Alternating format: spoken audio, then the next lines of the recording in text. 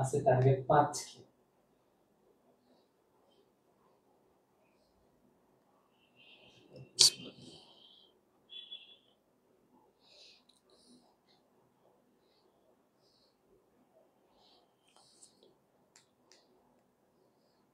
আছে টার্গেট 5কে।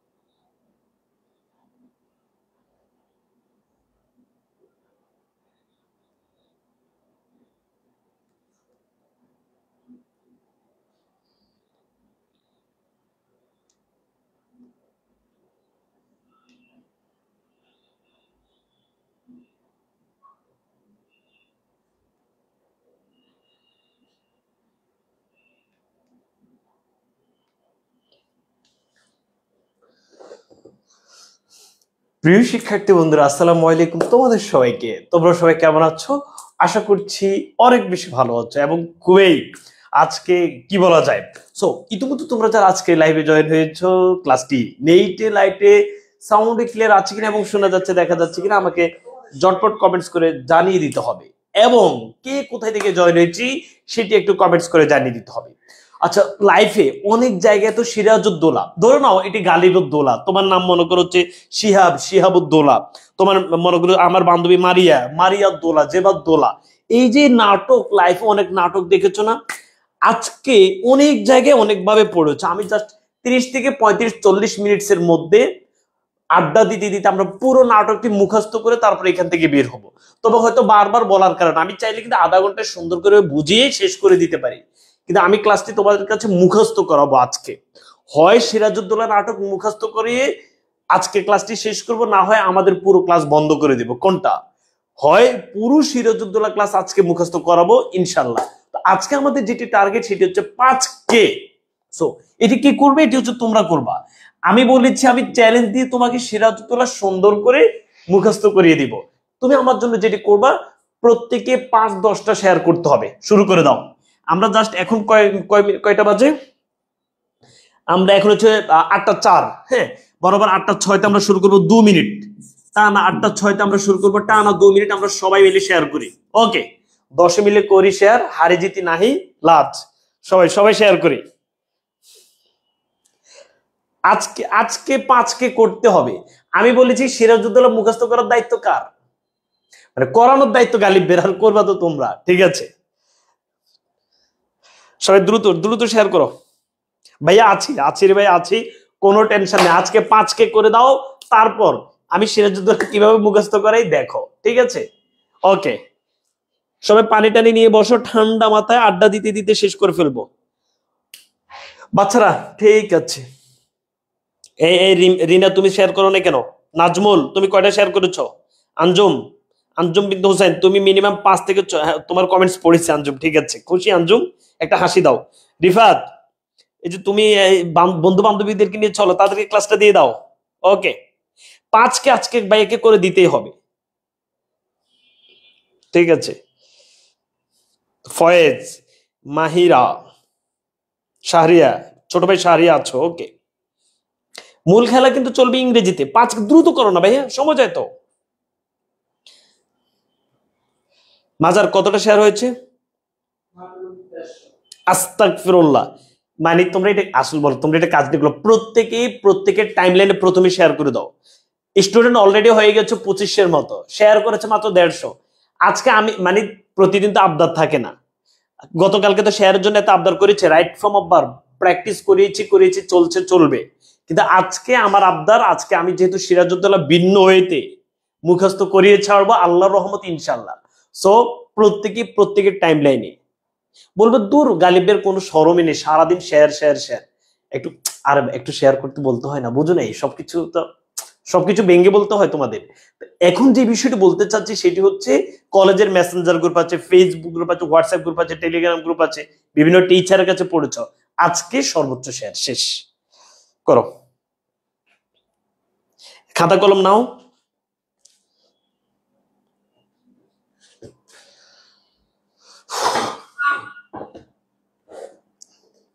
মাজার কতটা শেয়ার হয়েছে? 2000 কত মাজারুল?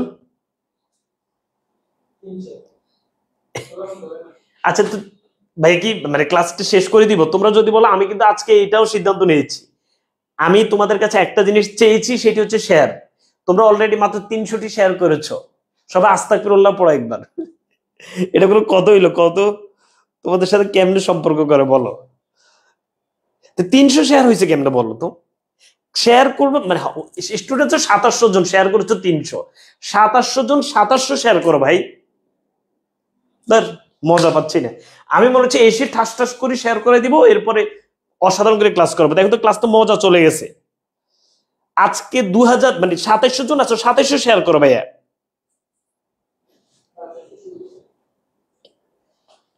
বিষয়টা হচ্ছে সিরাজউদ্দৌলা ক্লাসের মাঝখান দিয়ে কেউ আসলে আমি বুঝাইতে পারবো না, বুঝছো? এই কারণে একসাথে ক্লাসটি করতে চাচ্ছি। ধরে নাও যে কোনো আমার বান্ধবী একজন ক্লাসের মাঝখান দিয়ে আসছে, আমি তাকে ক্লাসটি বুঝাইতে পারবো না, তো বুঝছো? তো আচ্ছা তোমরা বলো তো, এই যে আজকে তোমরা মাত্র 300 শেয়ার করেছো, এতজন 2800 এখন শিক্ষার্থী আছো, তা আমি চাই, ধরে নাও আমি কাল থেকে শেয়ার বলা মানে করবা এটা বন্ধ করে দিলাম। আজকে সবাই সবার জায়গা থেকে 3-4 জন বন্ধুকে ইনবক্সে দাও, যেহেতু সিরাজউদ্দৌলা ক্লাসটি সবারই সমস্যা, বুঝছো? তুমি একে, যে আমার বান্ধবী আনিসা, ভালো আছো ছোট বোন? সুক্তার আনিসা 15টা শেয়ার করেছে অলরেডি। আনিসা আমাদের অ্যাডমিশন কোর্সে ভর্তি হয়ে গেছে। ভর্তি হয়নি? ও আচ্ছা চলো, এবার সবাই বিসমিল্লাহ পড়ো। খাতা কলম নিয়েছো? সবাই বিসমিল্লাহ পড়ো এবং খাতা কলম নাও। আজকে আচ্ছা আমি আজকে একটু ভিন্ন হইতে পড়াবো, আজকে একটু দুষ্টামি করতে করতে পড়াবো। ধরো না আমার নাম গালিব, এবার তুমি দুষ্টামি করে বলো আমার নামে একটা নাটক করো, গালিবুদ্দৌলা। সবাই একসাথে বলো। আজকে পড়া কম হবে, দুষ্টামি বেশি হবে, বলো গালিবুদ্দৌলা। তো এবার তুমি তোমার নামে একটা নাটক বানাও, তোমার নামের সাথে বলো দৌলা, দোলা লাগিয়ে দিলা। আচ্ছা এবার দোলা লাগানোর পরে ভাই এখন তোমাদের সাথে যেটি বলবো সেটি হচ্ছে, আমরা প্রথমে নবাবী শাসন, অতিরিক্ত কোনো কথা বলবো না, আমরা নবাবী শাসন থেকে শুরু করব। নবাবী শাসনটা মুখস্থ করিয়ে তারপর আমি তোমাদেরকে একদম চিত্র সহ কতটা অঙ্ক আছে, কতটা দৃশ্য আছে, সব দৃশ্য একসাথে মুখস্থ করে দেবো এবং কতটা চরিত্র আছে। প্রিয় শিক্ষার্থী বন্ধুরা, আমরা যখন এই নাটকটি পড়া শুরু করব, এই চরিত্রগুলো পাবো। আলীবর্দীকে পাবো, মীর জাফরকে পাবো, ক্লাইভকে পাবো, উমিচাঁদকে পাবো, ওয়ার্ডসকে পাবো, হলওয়েলকে পাবো, গসেটি বেগমকে পাবো, রজার ড্রেককে পাবো, মানিক চাঁদকে পাবো, জগৎ শেঠকে পাবো, আমিনা বেগমকে পাবো, মিরনকে পাবো, মীর মর্দানকে পাবো, মোহনলালকে পাবো, মোহাম্মদী বেগকে পাবো, রাজবল্লভকে পাবো, লুৎফুন্নেসাকে পাবো, রায়দুল্লভকে পাবো। এই যে এই বিষয়গুলো এদেরকে আমরা পাবো। কিন্তু এই যে আমি নামগুলো বলেছি, এই নামগুলো তো তোমার মুখস্থ হচ্ছে না। চলো জাস্ট আমরা 3 থেকে 4 মিনিটের মধ্যে নামগুলো একটু মুখস্থ করব। প্রত্যেকে আমার সাথে এখন নামগুলো মুখস্থ করবা, ওকে? এরপরে ভাইয়া সুন্দর করে তোমাদেরকে পুরোটা শেষ করব। আচ্ছা সবাই আমার সাথে বলো যে নবাবী শাসন, একসাথে বলতে হবে, বলো কি বলছি? হয় না? সবাই একসাথে বলো কি বলছি?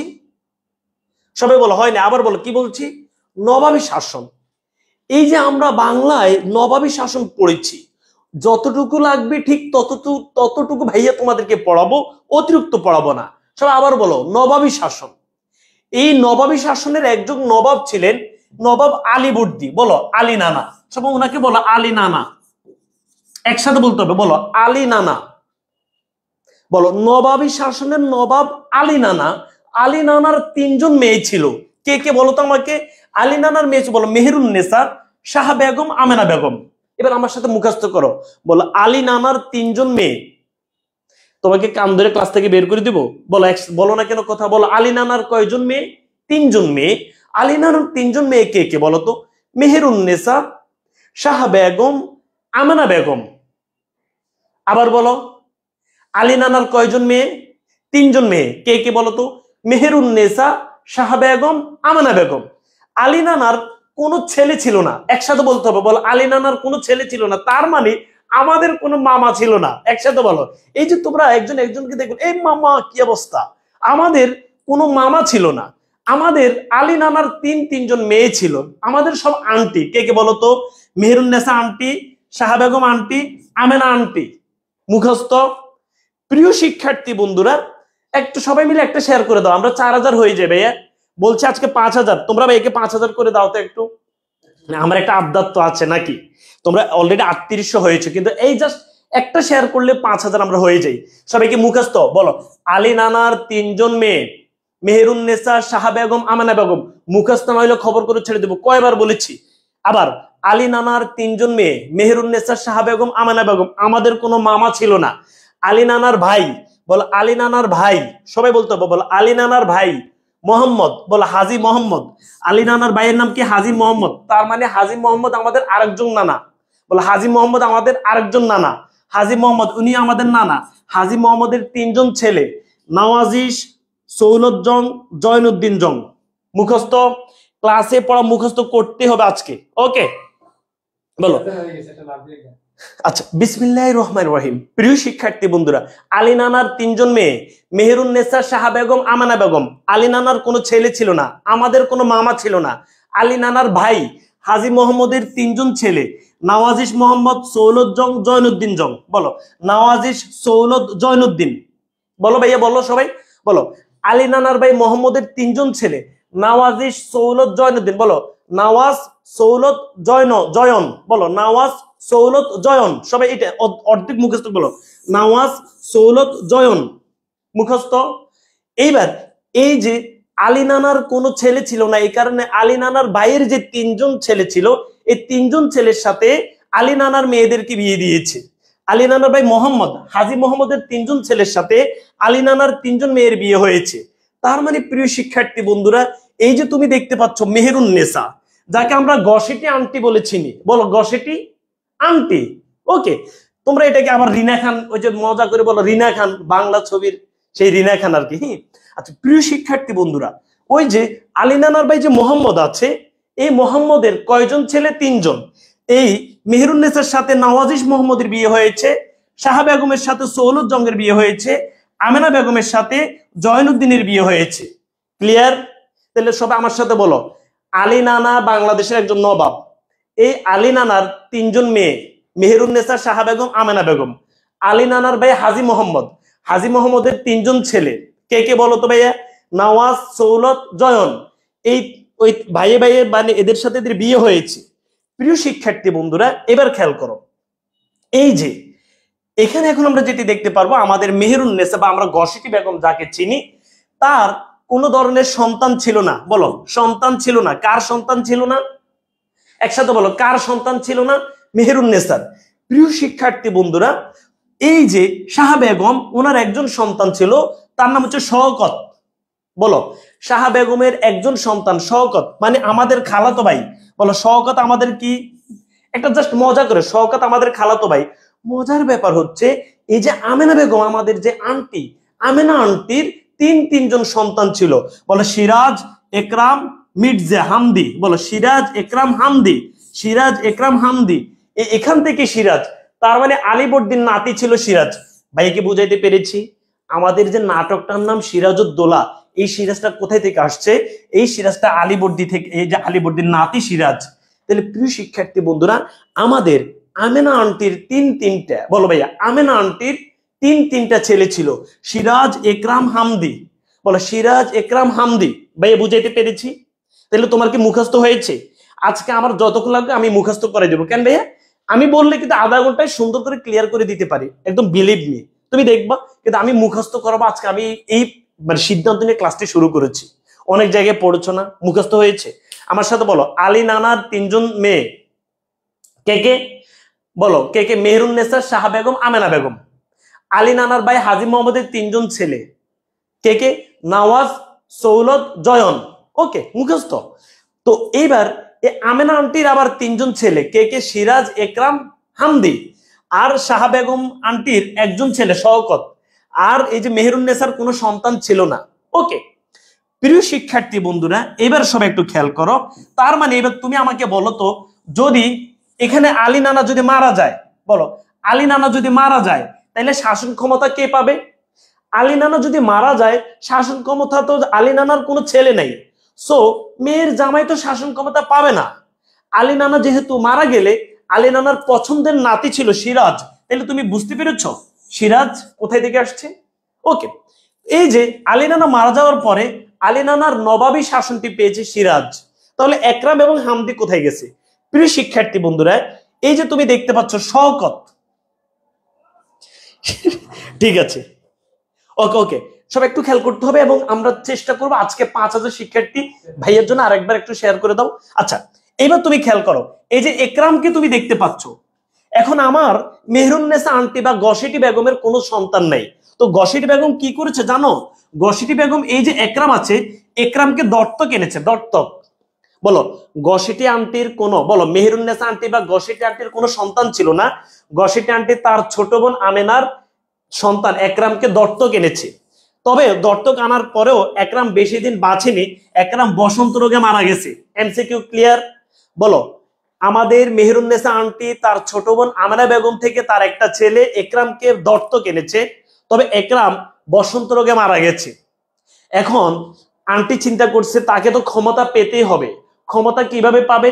মানে সে যদি কোনো ছেলের মানে তার ছেলে যদি নবাব হয় আর সে যদি নবাবের মা হয়, বুঝতেই তো পেরেছো ব্যাপারটা।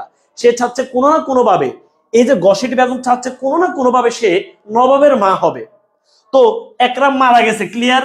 কিভাবে মারা গেছে? বসন্ত রোগে। তার মানে এখান থেকে একরাম খতম। আচ্ছা, এখন সে তার বোন শাহ বেগমকে বুঝাইছে, বুঝাই শাহ বেগমের ছেলে শওকতকে এবার সে নিয়ে আসছে। শওকতকে নিয়ে আসছে আর শওকতকে পূর্ণিয়ার গভর্নর করা হয়েছে। সব আমার সাথে মুখস্থ করো। মেহেরুন্নেসা আন্টি তার মেজ বোন, মেহেরুন্নেসা আন্টি তার মেজ বোন শাহ বেগমের ছেলে শওকতকে দত্তক এনেছে। শওকত এনে পূর্ণিয়ার গভর্নর করা হয়েছে। শওকতকে কোথায়কার গভর্নর করা হয়েছে? পূর্ণিয়ার গভর্নর করা হয়েছে। কিন্তু এই শওকত নারী এবং মদ নিয়ে পড়ে থাকতো। বলো নারী এবং মদ, নারী এবং পদ নিয়ে পড়ে থাকতো। আলী নানা খুবই ভালো ছিলেন। আলী নানা চিন্তা করছেন আমার নাতি এই শওকত এগুলো নিয়ে পড়ে থাকে, এটা তো মেনে নেওয়া যায় না। পরে আলী নানা একজন মোহনলাল, বলো ভাইয়া মোহনলাল, মোহনলাল এই সিরাজের একজন সৈনিক ছিল। বলো মোহনলাল। আমি তোমাদেরকে নামগুলো প্রত্যেকটা নাম মুখস্থ করে দেবো, সব আমার সাথে বলো। মোহনলালকে, বলো মোহনলাল সিরাজের সৈনিক, সেনাপতি ধরে নাও। বলো মোহনলালকে, সিরাজের সৈনিক, সিরাজের লোক। বলো মোহনলালকে, সিরাজের লোক। তো নানা সিরাজকে বলছে যে তুমি এই শওকতের বিষয়টা দেখো। তো সিরাজ মোহনলালকে পাঠাইছে, মোহনলাল ওকে শেষ করে দিছে, খতম। তার মানে শওকত শেষ। বুঝাইতে পেরেছি? বুঝাইতে পেরেছি? বুঝাইতে পেরেছি?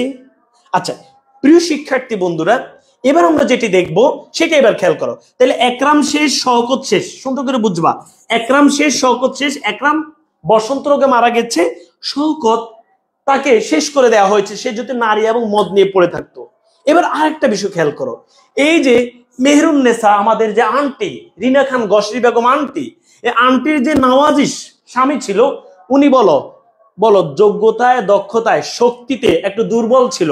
বলো যোগ্যতায়, দক্ষতায়, শক্তিতে, সাহসী, হিম্মতে একটু দুর্বল ছিল। এই কারণে আন্টি আবার কি করছে জানো? আন্টি এই যে হোসেন কুলি খায়ের সাথে সম্পর্ক করেছে। বলো এই যে মেহেরুন্নেসা আন্টি হোসেন কুলি খায়ের সাথে সম্পর্ক করেছে। কার সাথে সম্পর্ক করেছে? হোসেন কুলি খায়ের সাথে সম্পর্ক করেছে। বুঝাইতে পেরেছি? এই যে নওয়াজিস মোহাম্মদ, ইনি কিন্তু ঢাকার গভর্নর ছিল। লিখে ফেলো ভাইয়া, ঢাকার গভর্নর। বলো আমাদের আমাদের খালু, আমাদের খালু নওয়াজিস মোহাম্মদ ঢাকার গভর্নর ছিল। কিন্তু তিনি শক্তিতে সাহসে একটু দুর্বল ছিলেন। এই কারণে হোসেন কুলি খাঁ ঢাকার দেওয়ান ছিলেন। হোসেন কুলি খাঁ বেশি সব বিষয়ে তদারকি করতেন। হোসেন কুলি খাঁ সব বিষয় কি করতেন? তদারকি করতেন। প্রিয় শিক্ষার্থী বন্ধুরা, এই হোসেন কুলি খাঁর সাথে মেহেরুন্নেছার একটু ইটিস পিটিস সম্পর্ক হয়ে গেছে। ইটিস পিটিস সম্পর্ক হওয়ার পরে আলী নানা যখন এই কাহিনী জেনেছে, আলী নানা তাকে খতম করে দিছে। তার মানে ভাইয়া দেখো, একরাম শেষ, শওকত শেষ, হোসেন কুলি শেষ। তার মানে মেহেরুন্নেছা আন্টি কি? মেহেরুন্নেছা আন্টি কতবার ছেকা খেয়েছে দেখছো? মেহেরুন্নেছা আন্টি চেয়েছে যে সে যেভাবে নবাবের মা হবে। একরাম মরে গেছে বসন্ত রোগে, শওকতকে শেষ করে দেওয়া হয়েছে, তার ইটিস পিটিস বন্ধু হোসেন কুলিরাও শেষ করে দেওয়া হয়েছে। বুঝাইতে পেরেছি? এই কাহিনীটি সবাই বুঝছো? তার মানে আলীবর্দীর পরে ক্ষমতাটা পেয়েছে সিরাজ। কে পেয়েছে? সিরাজ। বুঝাইতে পেরেছি? আচ্ছা, এবার এই যে আলীবর্দী, তিনি 1740 থেকে 1756 সাল, সবাই লিখে ফেলি। আলীবর্দী নানা, বলো আলীবর্দী নানা 1740 থেকে 1756 সালের 10 এপ্রিল পর্যন্ত 80 বছর বয়সে মৃত্যুবরণ করে। সবাই লেখো 1740 থেকে 1756 সাল। 1756 সালের 10 এপ্রিল আলীবর্দী নানা মারা যায়। আলীবর্দী নানা যখন 10 এপ্রিল মারা যায়, ক্ষমতাটা পেয়েছে সিরাজ। কে পেয়েছে? সিরাজ। ওকে, সবাই এই পর্যন্ত ক্লিয়ার কিনা বলো? একদম আমি সহজে মুখস্থ করাই দিছি, তুমি আশা করছি সবাই বুঝছো। এবার আমরা দেখবো মীর জাফর কোথায় থেকে আসছে, আবার মিরন কোথায় থেকে আসছে, মোহাম্মদী বেগ কোথায় থেকে আসছে, এটি এখন আমরা দেখবো। বলো ভাইয়া সবাই এই যে ঘটনাটা ক্লিয়ার, একদম মুখস্থ হয়েছে কিনা? তুমি আমাকে এটা বলো যে ভাইয়া মুখস্থ। একটু দেখো ভাইয়া, আজকে ভাইয়াকে একটু সময় দাও, আমি পুরোটা মুখস্থ করে দিই তোমাকে। এবার বলো তাইলে ভাইয়া, আমাদের এই যে বাংলা, আমি তোমাকে কিন্তু তোমার মতো করে পড়াচ্ছি। আমাদের এই বাংলার নবাব ছিল আলীবর্দী। 1756 সালের 10 এপ্রিল তিনি মারা যাওয়ার পরে নবাব হয়েছেন সিরাজ। বুঝতে পেরেছ? আর কেউ নবাব হতে পারে নাই কেন? বুঝাইতে পেরেছি? বলো সবাই বুঝছি? এবার সব প্রিয় শিক্ষার্থী বন্ধুরা, এই যে আলী নানাকে তুমি দেখতে পাচ্ছ, আলী নানার, সবাই একটু খেয়াল করো, এই যে আলী নানার বইমাত্রীয় বোন শাহ খানম, সবাই ধরো ভাইয়া, আলী নানার বইমাত্রীয় বোন শাহ খানম। শাহ খানম, শাহ খানম হচ্ছে আলী নানার বোন। সবাই লিখে ফেলি, শাহ খানম। সবাই একটু সুন্দর করে লিখো ভাইয়া, আলী নানার বইমাত্রীয় মানে মা ভিন্ন, শাহ খানম। আলী নানার বইমাত্রীয় বোন হচ্ছে শাহ খানম। এই শাহ খানমের সাথে আলী নানা মীর জাফরের বিয়ে দিয়েছেন। মীর জাফরের বিয়ে দিয়েছেন। তুমি যে মীর জাফরের নাম জানো, এই মীর জাফর কোথায় থেকে আসছে? এই ভাই ইরান মিরান এগুলো এত কিছু তোমার লাগবে না। বলো আলী নানা তার বইমাত্রীয় বোন শাহ খানমের সাথে মীর জাফরকে বিয়ে দিয়েছেন। আর মীর জাফরের ছেলে হচ্ছে মিরন। মীর জাফরের ছেলে হচ্ছে মিরন। এই যে এই মীর জাফর, গসেটি বেগম, মিরন, এরা সবাই কিন্তু সিরাজ আমাদের সিরাজ ভাই। বলো সিরাজ ভাই। সিরাজ তো আমাদের ভাই, তাই না? আমাদের যদি আলী আমাদের নানা হয়, সিরাজ আমাদের ভাই। বলো এই যে আমাদের মীর জাফর, মিরন, এই গসেটি বেগম, আরো যারা আছে তাদের নাম আমি বলবো, এরা সবাই আমাদের সিরাজ ভাইয়ের শত্রু ছিল। কেন? কারণ ক্ষমতাটা পেয়েছে সিরাজ ভাই। ক্ষমতাটা নিতে চেয়েছিল মেহেরুন্নেছা, কিন্তু পেয়েছে সিরাজ ভাই। অটো সে কি বলতো, তার তো কয়েকবার ছেঁকা খেয়েছে, তার যে একটা ছেলেকে মারা হয়েছে, তার ইটিস পিটিস বন্ধুকে শেষ করে দেওয়া হয়েছে, তার একটু কষ্ট না, সামনে আরো কষ্ট আছে তার, সেটাও বলবো তোমাদেরকে। সো মীর জাফর কোথায় থেকে আসছে এটি ক্লিয়ার হয়েছে তুমি? আলী নানা তার বইমাত্রীয় বোন শাহ খানমের সাথে মীর জাফরের সাথে বিয়ে দেয়, আর মীর জাফরের ছেলে হচ্ছে মিরন।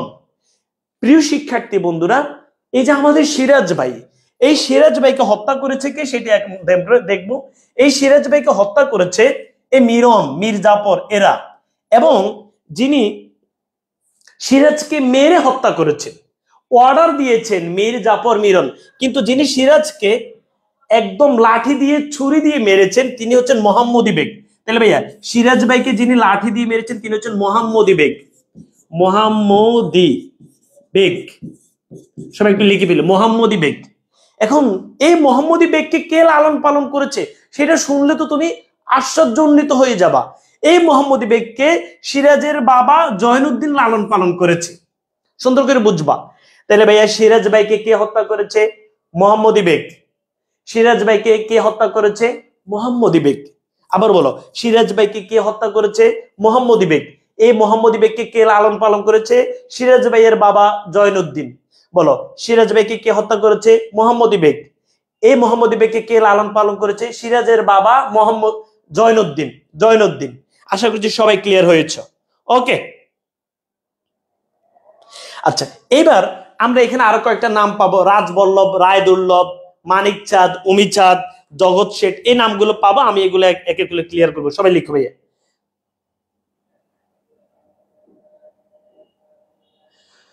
বলো সবাই এই পর্যন্ত ক্লিয়ার?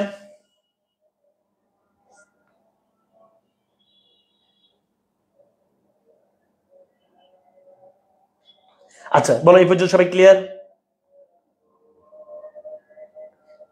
ভাই আল্লাহর রহমতে সবাই এই পর্যন্ত ক্লিয়ার হয়েছি? মাজার একটু খেয়াল করতে হবে। সবাই এই পর্যন্ত ক্লিয়ার? এবার আমরা আরো কয়েকজন নাম বলো। রাজবল্লভ, সবাই খেয়াল করবে ভাইয়া। রাজবল্লভ, এই নামগুলো একটু লিখে ফেল। বলো রায়দুর্লভ, এই নামগুলো শুধু লেখ হয়, এরপর আমি দেখবো যে এরা কোথায় থেকে কি ছিল। বলো রাজবল্লভ, রায়দুর্লভ, জগৎ শেঠ, রাজবল্লভ, রায়দুর্লভ, জগৎ শেঠ, মানিক চাঁদ, উমি চাঁদ, সবাই লিখে ভাইয়া। মানিক চাঁদ, কারণ তুমি নামগুলো জানলে দেখবে যে এত সহজ লাগে তোমার। উমি চাঁদ, উমি চাঁদ, শেষ। এই পাঁচজন সম্পর্কে জানলে তোমার মোটামুটি হয়ে যাবে। ওকে চলো এবার আমরা মূল আলোচনায় চলে যাই। সব আল্লাহর রহমতে এই পর্যন্ত ক্লিয়ার? ভাই আল্লাহর রহমতে সবাই এই পর্যন্ত ক্লিয়ার? বলো সবাই এই পর্যন্ত ক্লিয়ার? দ্রুত দ্রুত বলতে হবে ভাইয়া। এবার আসো তুমি আমাকে বলো তাইলে ভাইয়া, রাজবল্লভ, রায়দুর্লভ, জগৎ শেঠ, মানিক চাঁদ, উমি চাঁদ, নামগুলো যখন বলবো আমি পুরো কাহিনী তোমাকে আজকে মুখস্থ আল্লাহর রহমতে করাবো। বলো রাজবল্লভ, রায়দুর্লভ, জগৎ শেঠ, মানিক চাঁদ, উমি চাঁদ। রাজবল্লভ, রায়দুর্লভ, জগৎ শেঠ, মানিক চাঁদ, উমি চাঁদ, সব আমার সাথে বলো। রাজবল্লভ, রায়দুর্লভ, জগৎ শেঠ। বিশ্বাস করো তোমরা নামগুলোই কে কার সাথে সম্পর্ক এগুলো জানো না তো। বলো রাজবল্লভ, রায়দুর্লভ, জগৎ শেঠ, মানিক চাঁদ, উমি চাঁদ। ওকে চলো এবার প্রিয় শিক্ষার্থী বন্ধুরা, তুমি আমাকে বলো ক্ষমতা কে পাইছে? সিরাজ ভাই।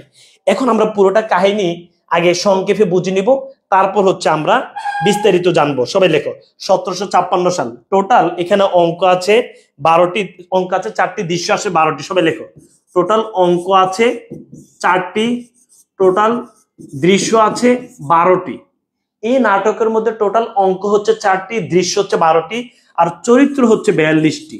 আমাদের সবগুলো চরিত্র সম্পর্কে জানা লাগবে না, যেগুলো জানলে হবে আমরা শুধু সেগুলো জানবো। লেখো তাহলে অঙ্ক 4টি। প্রথম হচ্ছে 1756। ওকে, এই 1756 সালে কখন কি হয়েছে সংক্ষেপে আমরা জেনে নিব। 1756 সালের প্রথম হচ্ছে 19 জুন, দ্রুত লিখে বলি ভাইয়া। এরপর হচ্ছে ভাইয়া 3রা জুলাই, মানে 3 জুলাই, 3রা জুলাই। এরপর হচ্ছে ভাইয়া 10 অক্টোবর। অক্টোবর ভাইয়া ক্ষমতায় কে? সিরাজ। সব আমার সাথে বলো ক্ষমতায় কে? সিরাজ। সব একসাথে বলো ক্ষমতায় কে? সিরাজ। এখন আমরা যেটি দেখতে পাচ্ছি সেটি হচ্ছে 1756 সাল। এটা হচ্ছে প্রথম অঙ্ক। প্রথম অঙ্কে দৃশ্য আছে 3টা, দ্বিতীয় অঙ্কে দৃশ্য আছে 3টা, তৃতীয় অঙ্কে দৃশ্য আছে 4টা, আর চতুর্থ অঙ্কে দৃশ্য আছে 2টা। টোটাল দৃশ্য হচ্ছে 12টা। বলো 1756 সালের 19 জুন, 1756 সালের 3রা জুলাই, 10 অক্টোবর। বলো 1756 সালে, সবাই সবাই দ্রুত বলো, এটা এখন মুখস্থ করাইতে হবে। বলো 1756 সালের 19 জুন। এখানে যেটি হচ্ছে সেটি হচ্ছে সিরাজ ফোর্ট উইলিয়াম দুর্গ হামলা করলো। সবাই লেখো এখানে কি 1756 সালের 19 জুন কি হয়েছে? সিরাজ ভাই ফোর্ট উইলিয়াম দুর্গ হামলা করলো। বলো ফোর্ট উইলিয়াম, ফোর্ট উইলিয়াম দুর্গ হামলা করলো। আমাকে আজকে এটা মুখস্থ করাই দিতে, মানে তুমি সবগুলা দৃশ্য একদম মুখস্থ থাকতে হবে। বলো 1756 সালের 19 জুন সিরাজ ভাই ফোর্ট উইলিয়াম দুর্গ হামলা করলো। কাহিনীটি আমি একটু পরে বলবো। 1756 সালের 3রা জুলাই, এটা হচ্ছে ভাইয়া কলকাতার বাগিথি নদীতে ফোর্ট উইলিয়াম জাহাজ ছিল, বুঝছো? এটা হচ্ছে জাহাজের কাহিনী। সবাই লেখো 1756 সালের 3রা জুলাই, ভাই 3 জুলাই হচ্ছে ফোর্ট উইলিয়াম জাহাজের কাহিনী। লেখো ফোর্ট উইলিয়াম জাহাজ, ফোর্ট উইলিয়াম জাহাজের কাহিনী। তাহলে ভাই কি বলছি, 1756 সালের 19 জুন ফোর্ট উইলিয়াম দুর্গ হামলা করলো সিরাজ ভাই। 3রা জুলাই হচ্ছে ফোর্ট উইলিয়াম জাহাজের কাহিনী। আর 10 অক্টোবর হচ্ছে ভাইয়া আমাদের ওই যে গসিটি বেগম, গসিটি খালা, গসিটি আংটি, গসিটি খালা, যাকে আমরা রিনা খান নামে জানি, সেই 10 অক্টোবর আমাদের খালার মতিঝিল প্রাসাদ ধ্বংস করে দিছে সিরাজ ভাই। লেখো ভাইয়া, মতিঝিল প্রাসাদ, মতিঝিল প্রাসাদ ধ্বংস করে দিয়েছেন সিরাজ ভাই।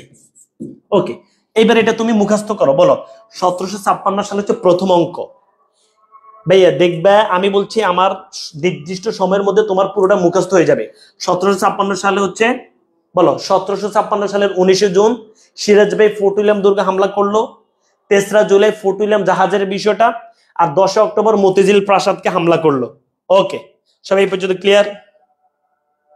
আচ্ছা, এবার হচ্ছে ভাইয়া, ঠিক আছে ঠিক আছে, ওকে ভাইয়া। ভাইয়া সবাই এটাও লিখছি, লেখো তাহলে। ভাইয়া প্রথম অঙ্ক শেষ, বলো প্রথম অঙ্কের দৃশ্য 3টে, দ্বিতীয় অঙ্কের দৃশ্য 3টা। ভাইয়া কি কি দৃশ্য? 19 জুন, 3রা জুলাই, 10 অক্টোবর। বলো 19 জুন, 3রা জুলাই, 10 অক্টোবর ফোর্ট উইলিয়াম দুর্গ হামলা, ফোর্ট উইলিয়াম কলেজ, 10 অক্টোবর হচ্ছে মতিঝিল প্রাসাদ। সবার মুখস্থ হয়েছে। এবার লেখো ভাইয়া, এবার হচ্ছে ভাইয়া দ্বিতীয় অঙ্ক। দ্বিতীয় অঙ্ক হচ্ছে ভাইয়া, দ্বিতীয় অঙ্ক কিন্তু ভাইয়া তোমার দৃশ্য হচ্ছে 3টি। প্রথম হচ্ছে তোমার 1757 সালের 10ই মার্চ, 19 মে, 9 জুন। লেখো ভাইয়া 10ই মার্চ, 19 মে, 9 জুন। এই 10ই মার্চ হচ্ছে নবাবের দরবারে একটা মিটিং হয়। লেখো ভাইয়া নবাবের মানে সিরাজ ভাইয়ের দরবারে একটা মিটিং হয়, নবাবের দরবারে মিটিং, নবাবের দরবারে মিটিং। আচ্ছা, এরপর ভাইয়া এই 19 মে দ্বিতীয় অঙ্কের, তাহলে ভাই দ্বিতীয় অঙ্কের 19 মে আমরা যেটি দেখবো সেটা হচ্ছে মীর জাফরের দরবারে মিটিং। তৃতীয় যেটি দেখবো দৃশ্য সেটা হচ্ছে মিরনের দরবারে মিটিং। লেখো ভাইয়া মীর জাফরের দরবার, মীর জাফর, মীর জাফরের দরবারে মিটিং। আর 9 জুন যেটি দেখবো সেটা হচ্ছে মিরনের, মীর জাফর মিরনের দরবারে মিটিং। এগুলো সব কি? এগুলো সব হচ্ছে সিরাজ ভাইয়ের বিরুদ্ধে মিটিং। তাহলে আবার লিখো ভাইয়া, কি বলেছি? দ্বিতীয় অঙ্ক আমরা যেটি দেখবো 10ই মার্চ নবাবের দরবারে মিটিং হয়েছে, 19 মে মীর জাফরের দরবারে মিটিং হয়েছে, 9 জুন মিরনের দরবারে মিটিং হয়েছে। ওকে, সবাই বুঝছি?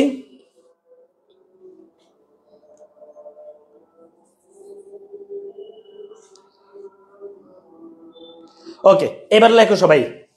ঠিক আছে, ওকে ওকে ভাইয়া, এবার লেখো সবাই। এবার হচ্ছে ভাইয়া 1757 সালের, সবাই দ্বিতীয় অঙ্ক। এবার লেখো তৃতীয় অঙ্ক। এই পেজ মানে আমি তোমাকে এটা কেন লেখাচ্ছি, এক পেজে তোমার এটা লিখা থাকলে আমি কাহিনীটি তোমাকে বললে তোমার মুখস্থ হয়ে যাবে অটো। তৃতীয় অঙ্কে 4টি দৃশ্য আছে, বুঝছো? এই 4টি দৃশ্য হচ্ছে 10 থেকে 21 জুন লুৎফুন্নেসার কক্ষ। লুৎফুন্নেসা হচ্ছে সিরাজ ভাইয়ের বউ, আমাদের ভাবি। বলো লুৎফুন্নেসা হচ্ছে সিরাজ ভাইয়ের বউ, আমাদের ভাবি। তাহলে ভাইয়া এটি হচ্ছে 1757 সালের, সবাই একটু লিখি, 1757 সালের 10 থেকে 21 জুন। এটি হচ্ছে লুৎফুন্নেসার রুমে মিটিং। ওকে, এরপর হচ্ছে ভাইয়া 1757 সাল, এটি হচ্ছে 22 জুন। তাহলে ভাই লেখা, এটি হচ্ছে জুন, 22 জুন, 22 জুন হচ্ছে পলাশী যুদ্ধের প্রস্তুতি, আর 23 জুন হচ্ছে পলাশী যুদ্ধ। 22 জুন পলাশী যুদ্ধের প্রস্তুতি, 23 জুন হচ্ছে পলাশীর যুদ্ধ। আর এরপর সর্বশেষ আমরা যেটি দেবো 25 জুন হচ্ছে নবাবের দরবারে আরেকটা ছোট্ট মিটিং হয়েছে। সর্বশেষ যেটি দেখবে সেটি হচ্ছে 25 জুন নবাবের দরবারে আরেকটা মিটিং হয়েছে। ওকে, নবাবের দরবারে মিটিং শেষ।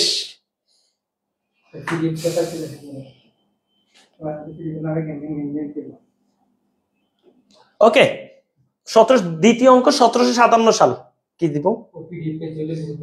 আচ্ছা প্রিয় শিক্ষার্থী বন্ধুরা, তোমরা যারা এই আমাদের যত পিডিএফ আছে, বিশেষ করে আজকের এই ক্লাসের পিডিএফ তোমরা যারা পেতে চাও, তারা এই যে আমাদের আজকের যে ক্লাসটি করছি সেই ক্লাসের ক্যাপশনে টেলিগ্রাম চ্যানেল আছে, হোয়াটসঅ্যাপ চ্যানেল আছে, যারা এখন অ্যাড হয়নি এই দুইটি চ্যানেলে অ্যাড হয়ে নাও। এই দুইটি চ্যানেলে সবগুলো পিডিএফ দেওয়া আছে। এছাড়া তোমরা আমাদের ক্লাসগুলোর আপডেট বা ক্লাসগুলো একদম লিঙ্ক সব পেতে ইউটিউব চ্যানেল আছে, ইউটিউব চ্যানেল সাবস্ক্রাইব করে পাশে থাকবা। আচ্ছা ভাইয়া সবাই এটা বুঝছি?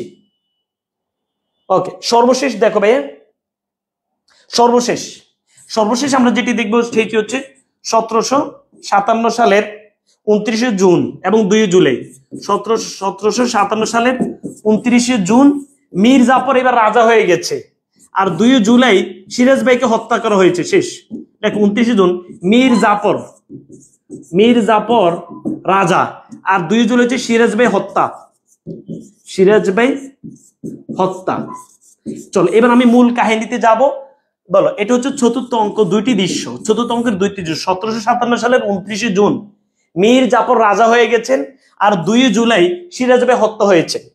ক্লাস শেষে আমি সুন্দর করে তোমাকে এটা যেন মুখস্থ।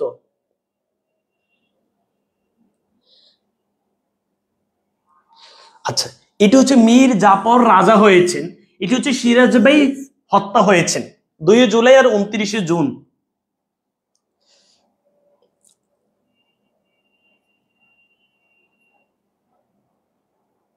আচ্ছা, এবার প্রিয় শিক্ষার্থী বন্ধুরা, দ্বিতীয় অঙ্ক কত সাল ছিল?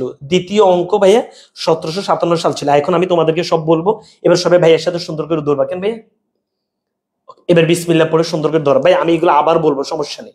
এবার সবাই ধরো, বিসমিল্লাহির রহমানির রহিম। ভাইয়া তোমাকে আমি এতক্ষণ তো অনেক চিল্লেছি, এবার দেখবে পুরো কাহিনী অল্প কতক্ষণ বলবো তোমাকে। ভাইয়া সুন্দর করে এটা বুঝেছি যে সিরাজ ভাই এবং সিরাজ ভাই আলিবর্দী নানা এবং আলিবর্দী নানার 3টা মেয়ে, আলিবর্দী নানার ভাইয়ের 3টা ছেলে, তাদের কার সাথে কার বিয়ে হয়েছে, কে কার কি সম্পর্ক সেটা বলেছি। মীর জাফর কোথা থেকে আসছে, মিরন কোথা থেকে আসছে বলেছি, মোহাম্মদী বেগ কোথা থেকে আসছে বলেছি। এগুলো তোমাদেরকে বলার পর এখন আমরা মূলত কাহিনীতে যাব। এবার সবাই সুন্দর করে সবাই খেয়াল করো।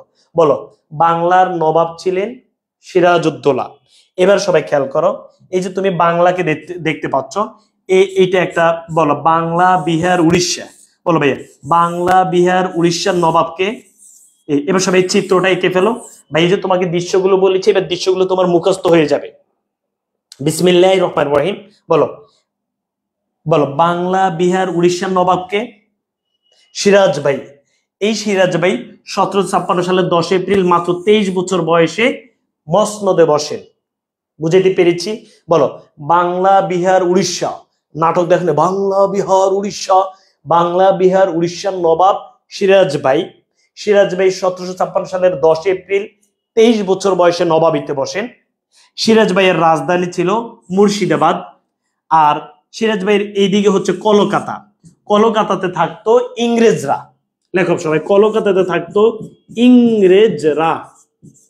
ওকে, এইবার তুমি সুন্দর করে কাহিনীটি বুঝো। প্রথম অঙ্ক তোমাকে ভাইয়া কি বলেছি? প্রথম অঙ্কের প্রথম দৃশ্য। যারা যারা লিখছো, আমি কেন লিখেছি তুমি তো বলবো ভাই এটা তো বইতে ছিল, আপনি কেন লিখেছেন? আমি লিখেছি, এখন আমার সাথে বলবা। বলো, প্রথম অঙ্কের প্রথম দৃশ্য। বলো, প্রথম অঙ্কের প্রথম দৃশ্য। ফোর্ট উইলিয়াম দুর্গকে হামলা করেছেন সিরাজ ভাই। কেন হামলা করেছেন এখন আমরা সেটি দেখব। প্রথম অঙ্কের প্রথম দৃশ্য, ফোর্ট উইলিয়াম দুর্গ। এটা কি? এটা হচ্ছে বাণিজ্য কুঠি, ইংরেজদের বাণিজ্য কুঠি, মানে ইংরেজরা এখানে বাণিজ্য করে, আচ্ছা ব্যবসা করে। তো প্রিয় শিক্ষার্থী বন্ধুরা, বাংলা বিহার উড়িষ্যার নবাব হচ্ছেন সিরাজ ভাই। সিরাজ ভাইয়ের রাজধানী মুর্শিদাবাদ। সবাই লিখে ফেলে এমসিকিউ, সিরাজ ভাইয়ের রাজধানী মুর্শিদাবাদ। আচ্ছা, এবার এই যে ভাইয়া সিরাজ ভাইয়ের এইদিকে হচ্ছে কলকাতা, তাহলে তুমি বাংলা বিহার উড়িষ্যা লিখছো, মুর্শিদাবাদ লিখছো, কলকাতা লিখছো। কলকাতায় থাকতো ইংরেজরা। এবার কাহিনীটি শুনো, ইংরেজরা কি করেছে সেটা আগে শুনো। ইংরেজরা, সিরাজ ভাই যে নবাব হয়েছে, ইংরেজরা সিরাজ ভাইকে সংবর্ধনা দেয়নি, এক। দ্বিতীয় হচ্ছে, ওরা কাশিম বাজার নামে একটা জায়গা আছে, সেখানে প্রচুর অস্ত্র মজুত করেছে। সবাই সুন্দর করে খেয়াল করবো। বলো, সিরাজ ভাই এখানে, সুন্দর করে ভাইয়া বলো, সিরাজ ভাই এখানে, সিরাজ ভাই যে বাংলার মসনদে বসেছেন, ইংরেজরা সিরাজ ভাইকে কোনো ধরনের কি দেয়নি? সংবর্ধনা দেয়নি, এক। দ্বিতীয় হচ্ছে, ইংরেজরা ফোর্ট উইলিয়াম যে দুর্গটি আছে সেটা আবার পুনর্নির্মাণ শুরু করেছে। কয়েকটা কারণ একসাথে হয়ে গেছে, 3-4টি কারণ। এক, সিরাজ ভাইকে সংবর্ধনা দেয়নি, ফোর্ট উইলিয়াম পুনর্নির্মাণ শুরু করেছে এই যে ইংরেজরা যারা, এবং কাশিম বাজার অনেক বেশি অস্ত্র মজুত করেছে। আরেকটা জিনিস হচ্ছে, রাজবল্লভ নামে একজন বলেছি না তোমাকে, রাজবল্লভের পুত্র কৃষ্ণদাস। সবাই লিখে ফেলি, রাজবল্লভের পুত্র কৃষ্ণদাস। এই নামগুলো আছে, আমি দেখাবো। কৃষ্ণদাস, আচ্ছা, রাজবল্লভের পুত্র কৃষ্ণদাস অনেকগুলো টাকা করে নিয়ে কলকাতাতে আশ্রয় নিয়েছে। সিরাজ এদেরকে চিঠি দিয়েছে যে কৃষ্ণদাসকে পাঠিয়ে দিতে, তারা সেটি তো একমত হয়নি। এই নানান সমস্যার কারণে সিরাজ ভাই কি করেছেন? কলকাতা হামলা করেছেন। ওকে, এবার সেটা তোমরা একটু দেখো ভাইয়া কি কাহিনী হয়েছে। প্রথম অঙ্কের প্রথম দৃশ্য সুন্দর করে সবাই এখন মুখস্থ করব। প্রথম অঙ্কের প্রথম দৃশ্য বলো। প্রথম অঙ্কের প্রথম দৃশ্য হচ্ছে 1756 সালের 19শে জুন। স্থান কি? এখানে বানান ভুল আছে, স্থান হচ্ছে ফোর্ট উইলিয়াম দুর্গ। স্থান কি? সবাই বলো 1756 19 স্থান কি? ফোর্ট উইলিয়াম দুর্গ। সবাই একসাথে বলো, স্থান কি? ফোর্ট উইলিয়াম দুর্গ। স্থান হচ্ছে ফোর্ট উইলিয়াম দুর্গ। এই ফোর্ট উইলিয়াম দুর্গে ক্লেটন ছিল ইংরেজদের সেনাপতি। সবাই লিখে বলো, ক্লেটন ছিল সেনাপতি। ক্লেটন ছিল ইংরেজদের সেনাপতি। ক্লেটন ছিল ইংরেজদের সেনাপতি। সব আবার বলো, ক্লেটন ছিল ইংরেজদের সেনাপতি। হলওয়েল ছিল ইংরেজদের সার্জন। হলওয়েল ছিল ইংরেজদের সার্জন। ক্লেটন ছিল ইংরেজদের সেনাপতি। সব একসাথে বা একসাথে বলো, ক্লেটন ছিল ইংরেজদের সেনাপতি, হলওয়েল ছিল ইংরেজদের সার্জন। ওয়ালি খান ইনি ইংরেজদের টাকা খেয়ে বাঙালিদের বিরুদ্ধে যুদ্ধ করেছে। লেখো, ওয়ালি খানকে ইংরেজদের টাকা খেয়ে বাঙালিদের বিরুদ্ধে যুদ্ধ করেছে। ওয়ালি খানকে ইংরেজদের টাকা খেয়ে বাঙালিদের বিরুদ্ধে যুদ্ধ করেছে। ওয়ালি খানকে, আমি এক কথা অনেকবার বলেছি, ওয়ালি খানকে ইংরেজদের টাকা খেয়ে বাঙালিদের বিরুদ্ধে যুদ্ধ করেছে। এবং এখানে এই যে কলকাতার গভর্নর ছিলেন রজার ড্রেক। বলো, কলকাতার গভর্নর কে ছিলেন? Roger Drake. লেখে বলো সবাই, রজার রজার রজার ড্রেক। তাহলে ভাইয়া তুমি আশা করছি বিষয়টি বুঝতে পেরেছো।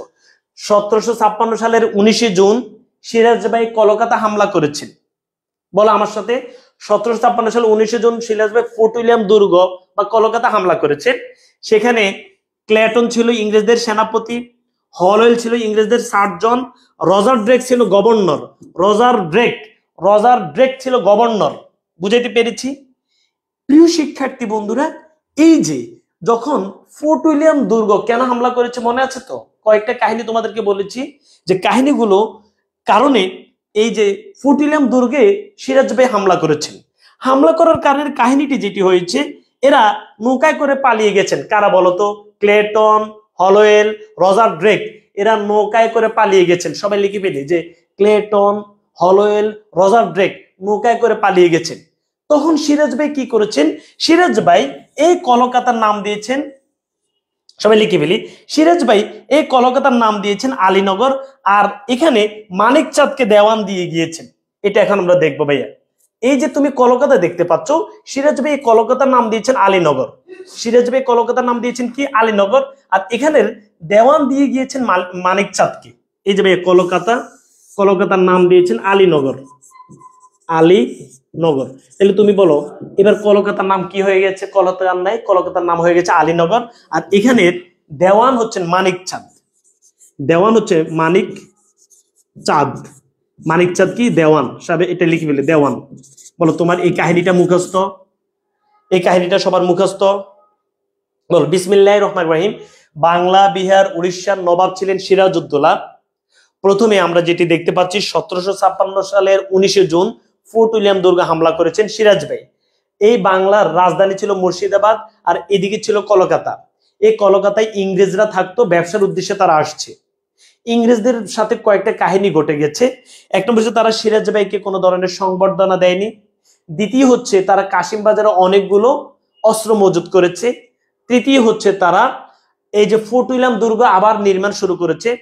চতুর্থ হচ্ছে রাজবল্লভের পুত্র কৃষ্ণদাস অনেকগুলো টাকা করে নিয়ে কলকাতায় আশ্রয় নিয়েছে। তাদেরকে চিঠি দেওয়া হয়েছে কৃষ্ণদাসকে দিয়ে দিতে, তারা দেয়নি। এই সকল কিছু একসাথে হওয়ার পরে এই যে মুর্শিদাবাদ থেকে এসে ফোর্ট উইলিয়াম দুর্গে হামলা করেছেন আমাদের সিরাজ ভাই। হামলা করার কারণে এখানে কলকাতার গভর্নর ছিলেন রজার ড্রেক, সেনাপতি ক্লেটন, সার্জন হলওয়েল। এরা সবাই নৌকায় করে পালিয়ে গেছে। তখন সিরাজ ভাই এই যে কলকাতা তুমি দেখতে পাচ্ছ, এই কলকাতার নাম দিয়েছেন আলীনগর। আর এখানের দেওয়ান দিয়েছেন মানিক চাঁদকে। বলো দৃশ্য 1 সবার মুখস্থ কিনা আমাকে বলো। বলো দৃশ্য 1 সবার মুখস্থ? তাহলে আমি দৃশ্য 2-তে যাব। শুধু দৃশ্য 2টা, মানে দৃশ্য 1 এবং তোমার দৃশ্য ওই যে আমাদের যে যুদ্ধ, সেটি ফরাসি যুদ্ধ, আমাদের তৃতীয় অঙ্কের যে তৃতীয় দৃশ্য, এই দুইটাই বড়, আর সব ছোট ছোট।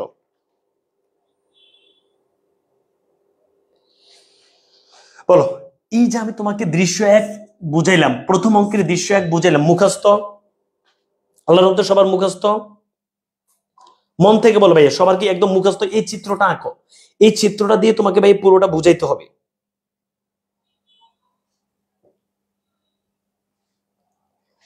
আচ্ছা, অনেক কথা হয়ে গেছে, এবার ভাই সবাই লেখো। আমাদের যেটি দেখবে এখন আমরা হচ্ছে দ্বিতীয় দৃশ্য। বলো, প্রথম 1756 সালের 3 জুলাই কলকাতায় মানে ফোর্ট উইলিয়াম জাহাজ। এবার এখন আমরা দেখবো জাহাজ। ভাইয়া তোমাদেরকে আগে কাহিনীটি বলে দিই, তোমরা সুন্দর করে খেয়াল করো। কাহিনীটি হচ্ছে ভাইয়া, এখন সবাই একটু কাহিনীটি ধরো।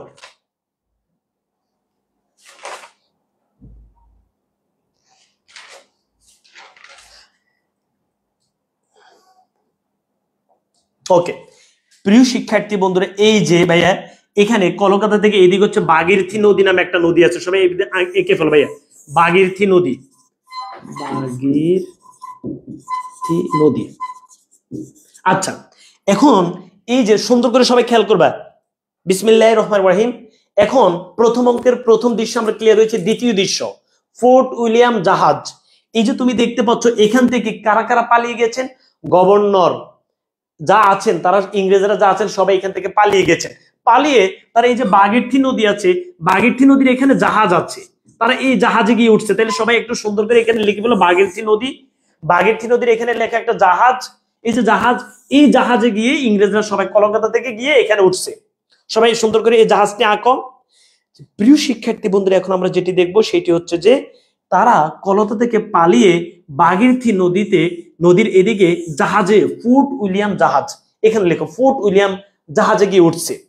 এখন প্রিয় শিক্ষার্থী বন্ধুরা, তারা যখন এই জাহাজে গিয়ে উঠছে, এই জাহাজে তারা দীর্ঘদিন ধরে থাকতে পারছে না, খাদ্য পাচ্ছে না, তাদের যে বাণিজ্য করতে পারছে না, নানান সমস্যার কারণে তারা সিদ্ধান্ত নিয়েছে তারা আর এখানে থাকবে না, তারা আবার কলকাতায় আসবে।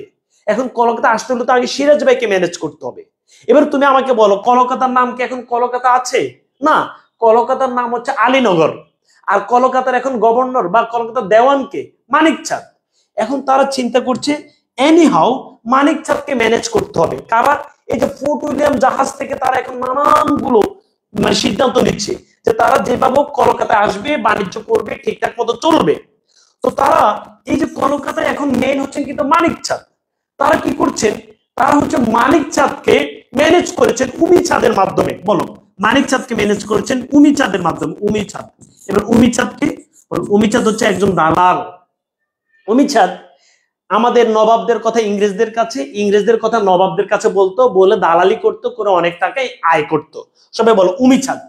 এই যে ফোর্ট উইলিয়াম জাহাজ থেকে তারা সিদ্ধান্ত নিয়েছে আবার কলকাতায় আসবে। পরে তারা উমি চাঁদকে বলেছেন, উমি চাঁদ মানিক চাঁদকে ম্যানেজ করেছেন, উমি চাঁদ মানিক চাঁদকে ম্যানেজ করে এদেরকে আবার কলকাতায় নিয়ে আসছেন। বুঝাইতে পেরেছি? বলো ভাইয়া, এই যে তারা কলকাতা থেকে গিয়ে ফোর্ট উইলিয়াম জাহাজে, ভাগীরথী নদীর ওই পাশে ফোর্ট উইলিয়াম জাহাজে গিয়ে আশ্রয় নিয়েছে। ফোর্ট উইলিয়াম জাহাজে ওইখান থেকে ক্লাইভ, এখান থেকে সব দেখাশোনা করছেন ক্লাইভ। বলো ক্লাইভ। এই যে এখন আর ওই যে রজার ড্রেক, এই ক্লাইভ রজার ড্রেককে বলেছে, রজার ড্রেক তুমি আর কিছু দেখাশোনা করা লাগবে না, আমি সব করব। বলো, ক্লাইভ এখন কাকে বলছেন? ক্লাইভ রজার ড্রেককে বলেছেন তুমি দেখাশোনা করা লাগবে না, আমি করব। সবাই লিখে ফেলি, ক্লাইভ, ক্লাইভ, ক্লাইভ। তো তারা ফোর্ট উইলিয়াম জাহাজ থেকে আবার কলকাতা আসবে। কিভাবে আসবে? তারা উমি চাঁদকে ম্যানেজ করেছে। উমি চাঁদ হচ্ছে দালাল। উমি চাঁদ কি করেছেন? মানিক চাঁদকে বলেছেন। এবার মানিক চাঁদকে তো এমনি এমনি ম্যানেজ করেনি, টাকা পয়সা দিয়েছেন, সেটা আমি তোমাদেরকে দেখাচ্ছি। তুমি শুধু কাহিনীটি বলো। বলো, ভাগীরথী নদীর ওই পাশে ফোর্ট উইলিয়াম জাহাজে গিয়ে তারা উঠছে, ফোর্ট উইলিয়াম জাহাজ থেকে তারা আবার কলকাতা আসছে। ওকে, কিভাবে আসছে? উমি চাঁদের মাধ্যমে মানিক চাঁদকে ম্যানেজ করে আসছে। এখন তাদের মেইন কে? তাদের মেইন এখন আর রজার ড্রেক নয়, তাদের মেইন হচ্ছে এখন ক্লাইভ। রজার ড্রেককে সরিয়ে ক্লাইভ এখন গভর্নরের ভূমিকা পালন করতেছে। আশা করছি সবাই বুঝছো। এবার প্রিয় শিক্ষার্থী বন্ধুরা, দ্বিতীয় দৃশ্যটি এবার সবাই সুন্দর করে এখান থেকে দেখো। যে কাহিনীটি করছে, উমি চাঁদ বলছে যে আমি মানিক চাঁদকে 12,000 টাকা দিয়েছি, আর আমার এই যে আপনাদের কাজগুলো ম্যানেজ করে দিয়েছি, আমাকে আপনারা দিবেন 5,000 টাকা, টোটাল 17,000 টাকা দিবেন। উমি চাঁদ, সুন্দর করে বুঝবা। বলো, উমি চাঁদ, এই যে ভাইয়া উমি চাঁদ ওই যে ফোর্ট উইলিয়াম জাহাজ থেকে তাদেরকে ম্যানেজ করে আনবে না এখানে, উমি চাঁদ তাদেরকে একটা চিঠি পাঠাইছে যে আমি মানিক চাঁদকে ম্যানেজ করেছি, মানিক চাঁদ এখন কলকাতার মেইন, আমি মানিক চাঁদকে ম্যানেজ করেছি, আপনারা কলকাতা আসেন, আর মানিক চাঁদকে আমি 12,000 টাকা দিয়েছি, আর আমাকে দিবেন আপনারা 5,000 টাকা, টোটাল 17,000 টাকা। ড্রেক বলেন যে আমার মনে হচ্ছে উমিচাঁদ যে দালাল, এবং উমিচাঁদ আমার মনে হচ্ছে মানিক চাঁদকে 2000 টাকার বেশি দিবে না, এটা মাথায় রাখবা। যে রজার ড্রেক বলে যে আমার মনে হচ্ছে যে উমিচাঁদ মানিক চাঁদকে 2000 টাকার বেশি দিবে না, এটা হচ্ছে দ্বিতীয় দৃশ্য। তাহলে ভাইয়া প্রথম দৃশ্য এবং দ্বিতীয় দৃশ্য মুখস্থ কিনা বলো, বলো ভাই মুখস্থ কিনা? প্রথম দৃশ্য হচ্ছে যে ফোর্ট উইলিয়াম দুর্গ হামলা করেছেন, দ্বিতীয় দৃশ্য হচ্ছে তারা ওই যে ফোর্ট উইলিয়াম জাহাজে গিয়ে আসছেন, জাহাজ থেকে আবার আসছেন। কিভাবে আসছেন? তারা উমিচাঁদের মাধ্যমে মানিক চাঁদকে ম্যানেজ করে আসছেন। বুঝাইতে পেরেছি? বলো সবাই এই পর্যন্ত ক্লিয়ার? বলো এই পর্যন্ত ক্লিয়ার? প্রথম দৃশ্য দ্বিতীয় দৃশ্য তোমার মুখস্থ ভাইয়া। 1756 জুলাই কলকাতার বাগতি নদীতে ফোর্ট উইলিয়াম জাহাজ, হ্যাঁ সবাই এই পর্যন্ত আল্লাহর মধ্যে ক্লিয়ার? ভাইয়া সবাই ক্লিয়ার? এবার তৃতীয় দৃশ্য ধরো ভাইয়া, তৃতীয় দৃশ্য ধরো। প্রিয় শিক্ষার্থী বন্ধুরা, তৃতীয় দৃশ্য সুন্দর করে এবার বুঝবা। বিসমিল্লাহির রহমানির রহিম। তৃতীয় দৃশ্য হচ্ছে যে 1756 সালের 10 অক্টোবর এখানে গসিটি বেগমের বাড়ি মতিঝিলের জলসা। গসিটি বেগম আমাদের যে গসিটি আন্টির বাড়ি মতিঝিলের জলসা। এখানে যে কাহিনীটি ঘটছে সেটি হচ্ছে এই যে তুমি উমিচাঁদ, রাজবল্লভ, রায়দুল্লভ এরা সহ যারা সিরাজের বিরুদ্ধে, এরা সবাই সিরাজের বিরুদ্ধে, কাহিনী এত বেশি জানা লাগবে না, এরা সবাই সিরাজের বিরুদ্ধে লেগে গেছে। আচ্ছা যাই হোক, তো মতিঝিলের জলসায় সুন্দর করে বুঝতেছো তো সবাই, মতিঝিলের জলসায় মানে এই যে গসিটি বেগমের বাড়িতে যতজন সিরাজের বিরুদ্ধে, গসিটি বেগম সবাইকে আমন্ত্রণ করছে, তাদের সাথে একটা আড্ডা টাড্ডা দিচ্ছে, সিরাজের বিরুদ্ধে আলোচনা করছে, সিরাজের বিরুদ্ধে কি করা যায়। কেন? এবার সবাই শুনো। প্রথম কারণ হচ্ছে তার দত্তক পুত্র বসন্ত রোগে মারা গেছে একরাম, তার শওকত জংকে মেরে ফেলা হয়েছে, তার ইটিশ পিটিশ বন্ধু তাকেও শেষ করে দেওয়া হয়েছে। এই যে এত কিছুর কারণে সে সিরাজের বিরুদ্ধে লেগেছে। কে? গসিটি বেগম। সিরাজ এই খবরটি জেনে সিরাজ নিজে এসছে এবং তার সৈনিক মোহনলালকে এনেছে। সুন্দর করে সবাই বুঝতে হবে। তাহলে ভাই এই যে সিরাজের মতিঝিলের জলসাতে যে বৈঠকটি হয়েছে এটি কার বিরুদ্ধে? সিরাজের বিরুদ্ধে। সিরাজ এটার জন্য কি করেছেন? সিরাজ এটার জন্য নিজে খবর পেয়েছেন, খবর পেয়ে সিরাজ নিজে এসেছেন, সাথে তার সেনাপতি মোহনলালকে এনেছেন। বলো সেনাপতি মোহনলাল সিরাজের বিশ্বস্ত লোক, এনে সিরাজ এদেরকে বের করে দিয়েছেন এবং এই যে মতিঝিলের জলসাটা ভেঙ্গে দিয়েছেন। তার মানে গসিটি বেগম আরেকটা ছ্যাঁকা খেয়েছে। বুঝতে পেরেছ? তাহলে সিরাজ কি করেছেন? এই যে মতিঝিলের জলসাকে একদম ভেঙ্গে তছনছ করে দিয়েছেন এবং গসিটি বেগম মোহনলালকে বলেছেন তুমি খালাম্মাকে আমাদের বাড়িতে মানে মায়ের কাছে নিয়ে যাও, আমেনার কাছে নিয়ে যাও। তিনটা মুখস্থ তোমার। প্রথম অঙ্ক মুখস্থ কিনা সবাই একটু দেখো।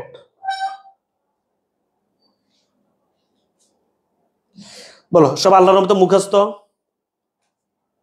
বলো মুখস্থ। তাইলে ভাইয়া তোমাদেরকে বলেছি সবাই আবার বিসমিল্লাহির রহমানির রহিম, তাইলে তুমি সহজে মুখস্থ করো এভাবে। বলো 1756 সালের, আমি ক্লাস শেষে একদম পুরোটা মুখস্থর মতো অনেকবার বলবো। বলো 1756 সাল, 1756 সাল, 1756 সালের আমাদের যে প্রথম দৃশ্য 19 জুন।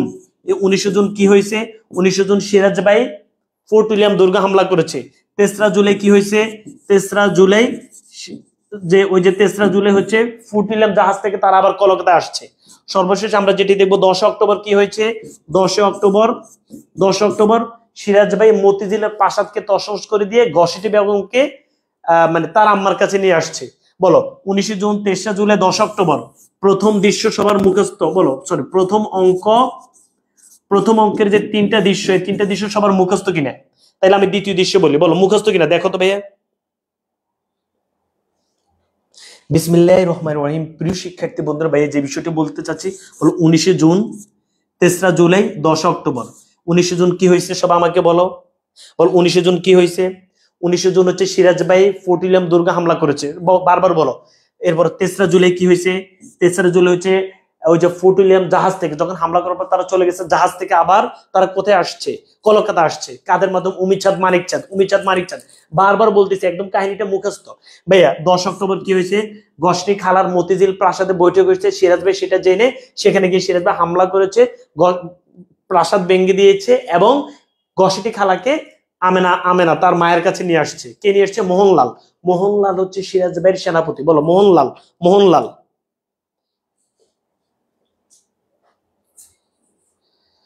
আল্লাহর রহমতে বলো প্রথম অঙ্ক তিনটা দৃশ্য ক্লিয়ার? তাহলে আমি এখন দ্বিতীয় দৃশ্যগুলো বলবো।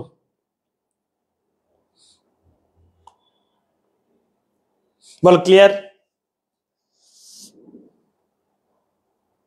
আচ্ছা, যাক আলহামদুলিল্লাহ সবাই ক্লিয়ার হয়েছে। এই যে ভাইয়া বিষয়টা এখন সহজ না? আর আমাদের দৃশ্য আছে কয়টা? 9টা। অল্প কতক্ষণ লাগবে 9টা দৃশ্য বলতে? ওকে, সবাই সুন্দর করে ধরো।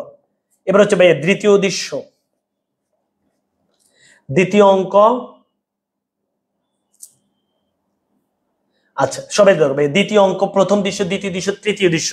সুন্দর করে সবাই বুঝবা, মাত্র 2-3 মিনিটে এটা শেষ করে দিচ্ছি। দ্বিতীয় অঙ্ক, সবাই আমার সাথে বলো, বলো দ্বিতীয় অঙ্ক। একসাথে বলো ভাই, দ্বিতীয় অঙ্ক। বলো দ্বিতীয় অঙ্ক। 1757 সালের 10 মার্চ নবাবের দরবার। এখানে কি হয়েছে সবাই খেয়াল করো। এখানে হচ্ছে নবাবের দরবারে 1757 সালের 10 মার্চ নবাবের দরবারে সিরাজ ভাই সবাইকে ডেকেছেন। কাদেরকে ডেকেছেন খেয়াল করো। মীর জাফর, রাজবল্লভ, জগৎ শেঠ, রায়দুল্লভ, এরা যারা আছেন। আচ্ছা তোমার প্রশ্ন থাকতে পারে না যে ভাইয়া, যে এরা বারবার সিরাজ ভাই বুঝতে পেরেছেন যে এরা হচ্ছে চিটিং, বাটপার, হ্যাঁ হিপোক্রেট। সিরাজ ভাই এদেরকে তো ইচ্ছে করলে মেরে ফেলতে পারতো, কেন মারে নাই? কারণ এরা হচ্ছে আলীবর্দীর সাথে, মানে সিরাজ ভাই নানার লোক। এই কারণে সিরাজ ভাই চিন্তা করছে এরা আমার মনে হচ্ছে একটা সময় পর ঠিক হয়ে যাবে। তো সিরাজ ভাই এই কারণে তাদেরকে কোনো কিছু করেনি। প্রিয় শিক্ষার্থী বন্ধুরা, 1757 সালের 10 মার্চ নবাবের দরবারে এদেরকে ডাকা হয়েছে। কেন ডাকা হয়েছে? দুইটা কারণ। একটা হচ্ছে ভাইয়া, একটা হচ্ছে এরা কি করছে, এরা খালার বাসায় বসছে। একটা কারণ লেখা, একটা হচ্ছে তারা ওই যে মতিঝিল প্রাসাদে খালার বাসায় বসছে, এ একটা কারণ। দ্বিতীয় আরেকটা কারণ হচ্ছে কি, ওই যে ইংরেজরা কোথায় আসছে, কলকাতা আবার আসছে। সুন্দর করে সবাই বুঝবা, এসে ইংরেজরা এখানে লবণের ইজারা নিয়েছে। বলো লবণের কি নিয়েছে? ইজারা। তোমরা অনেকে ইজারা এবং দেওয়ান এটা বুঝবা না। ইজারা দেওয়ান আমি সুন্দর করে অর্থ বুঝিয়ে দিব, সমস্যা নেই। আপাতত বলো এই যে তারা লবণের ইজারা নিয়েছে। কি নিয়েছে? ইজারা। ইজারা মানে হচ্ছে তারা চুক্তিতে এখানে লবণ শুধু তারা বিক্রি করবে। তো তারা 1 টাকার লবণ তারা 2 টাকা মন, 1 মন লবণ 1 টাকা। ইংরেজরা সেই লবণকে তারা 2 টাকা দিয়ে কিনে 4 টাকায় বিক্রি করত।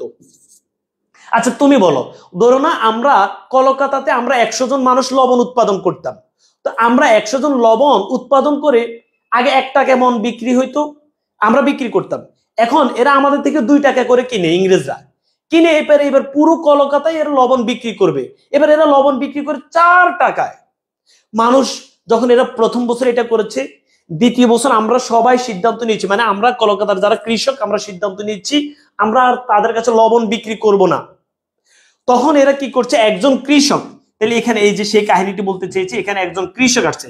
দুইটা কারণে এই বৈঠকটি হয়েছে। একজন কৃষক এসছে, কৃষক বলছে যে আমি যখন সিদ্ধান্ত নিচ্ছি আমরা লবণ বিক্রি করব না, তখন কাহিনীটা মনে থাকবে তো, আমি বারবার বলবো কিন্তু ভাইয়া, লবণ বিক্রি করবে না। তখন এরা আমার বউকে, আমার পোয়াতি বউটাকে এরা হচ্ছে দর্শন করেছে, এরা আমার বউটাকে মেরে ফেলেছে, আমার নখ গুলো উল্টাই ফেলছে, এই ধরনের অনেক কাহিনী ঘটছে, আমার বাড়ি জ্বালাই দিছে। এই কৃষক এই অভিযোগগুলো করেছে। এই অভিযোগগুলো একদম এদেরকে সবাইকে শুনেছে।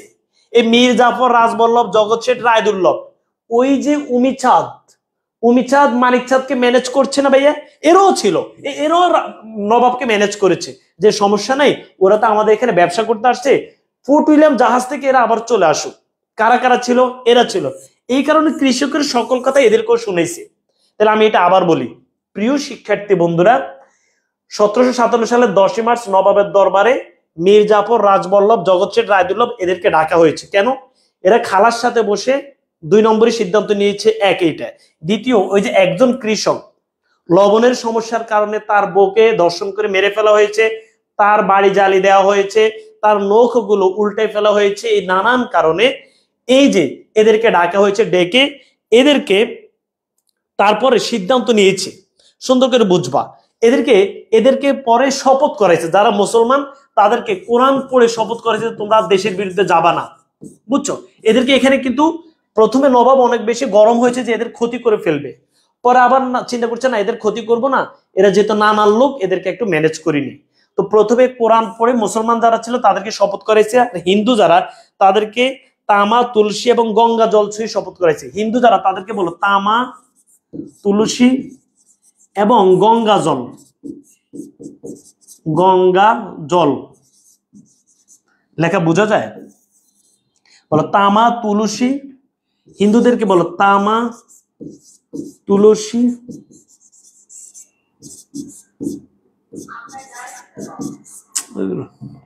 আচ্ছা তোমরা লিখে বলো, বলো তামা তুলসী এবং গঙ্গা, বলো তামা তুলসী এবং গঙ্গা জল ছুঁয়ে, তামা তুলসী এবং গঙ্গা জল ছুঁয়ে শপথ করাইছে।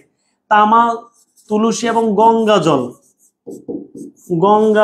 ছুঁয়ে শপথ করাইছে। তামা তুলসী এবং গঙ্গা জল ছুঁয়ে শপথ করাইছে। মুসলমানদেরকে কোরআন ছুঁয়ে শপথ করাইছে। এবার যদি ক্লিয়ার,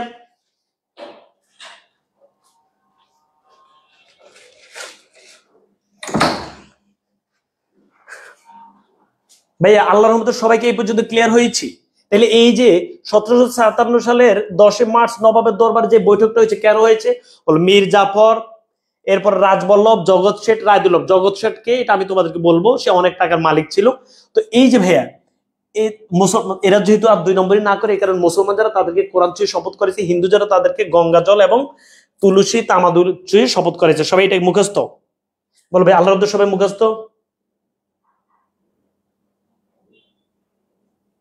ভাই, আল্লাহর রহমতে মুখস্থ বলো, সবাই বলো ভাই মুখস্থ আল্লাহর রহমতে।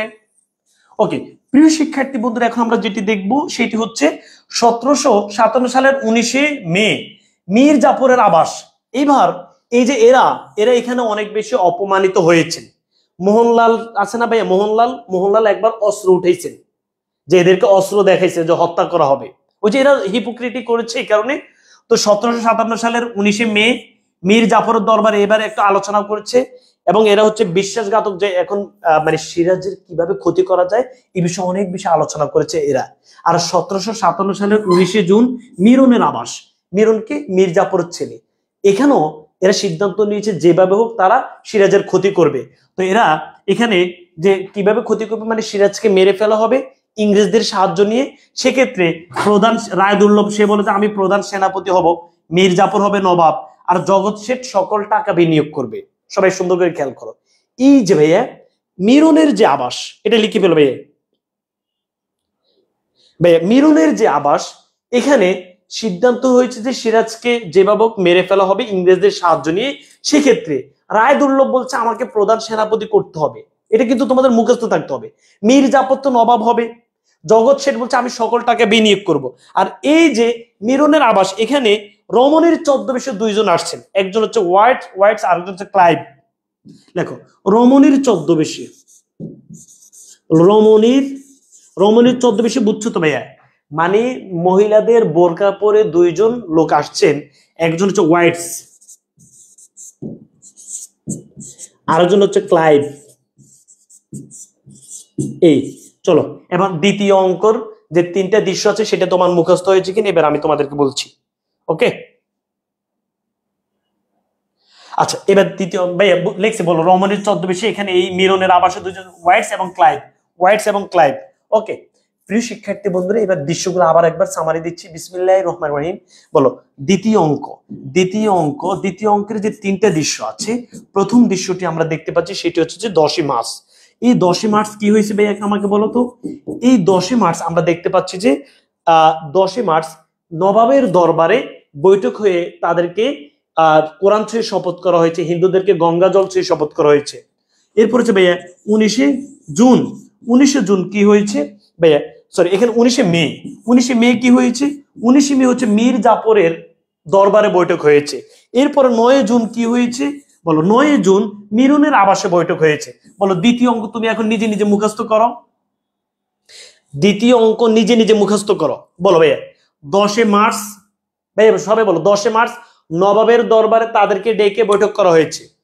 19 মে মীর জাফরের দরবারে বৈঠক হয়ে কাহিনীগুলো, মীর জাফররা বলছে যে তারা যেভাবে ওকে ক্ষতি করবে, তারা অপমানিত হয়েছেন। ওই যে 10 মার্চে তারা অনেক বেশি অপমানিত হয়েছে। 9 জুন মিরনের আবাসে বৈঠক হয়েছে, হয়ে সিদ্ধান্ত নিয়েছেন যে কিভাবে শেষ করবেন এবং কে কি হবেন। জাফর হবেন মনে করো যে নবাব, এরপর রায়দুল্লভ হবে প্রধান সেনাপতি, জগৎ শেঠ সকল টাকা দিবেন। রমণীর ছদ্মবেশে 2 জন এসেছেন, হোয়াইটস এবং ক্লাইভ। বলো এই 3টা মুখস্থ ভাইয়া? ভাইয়া বলো দ্বিতীয় অঙ্ক মুখস্থ, তাইলে আমি তৃতীয় অঙ্ক চলে যাব। ভাই দ্বিতীয় অঙ্ক মুখস্থ, সবাই একটু দ্রুত দ্রুত বলতে হবে ভাইয়া। আচ্ছা প্রিয় শিক্ষার্থী বন্ধুরা, বিসমিল্লাহির রহমানির রহিম। এখন আমরা যাব তৃতীয় অঙ্ক। তৃতীয় অঙ্কে আমরা যেটি দেখবো সেটি হচ্ছে, তৃতীয় অঙ্কে কিন্তু ভাইয়া দৃশ্য আছে 4টা।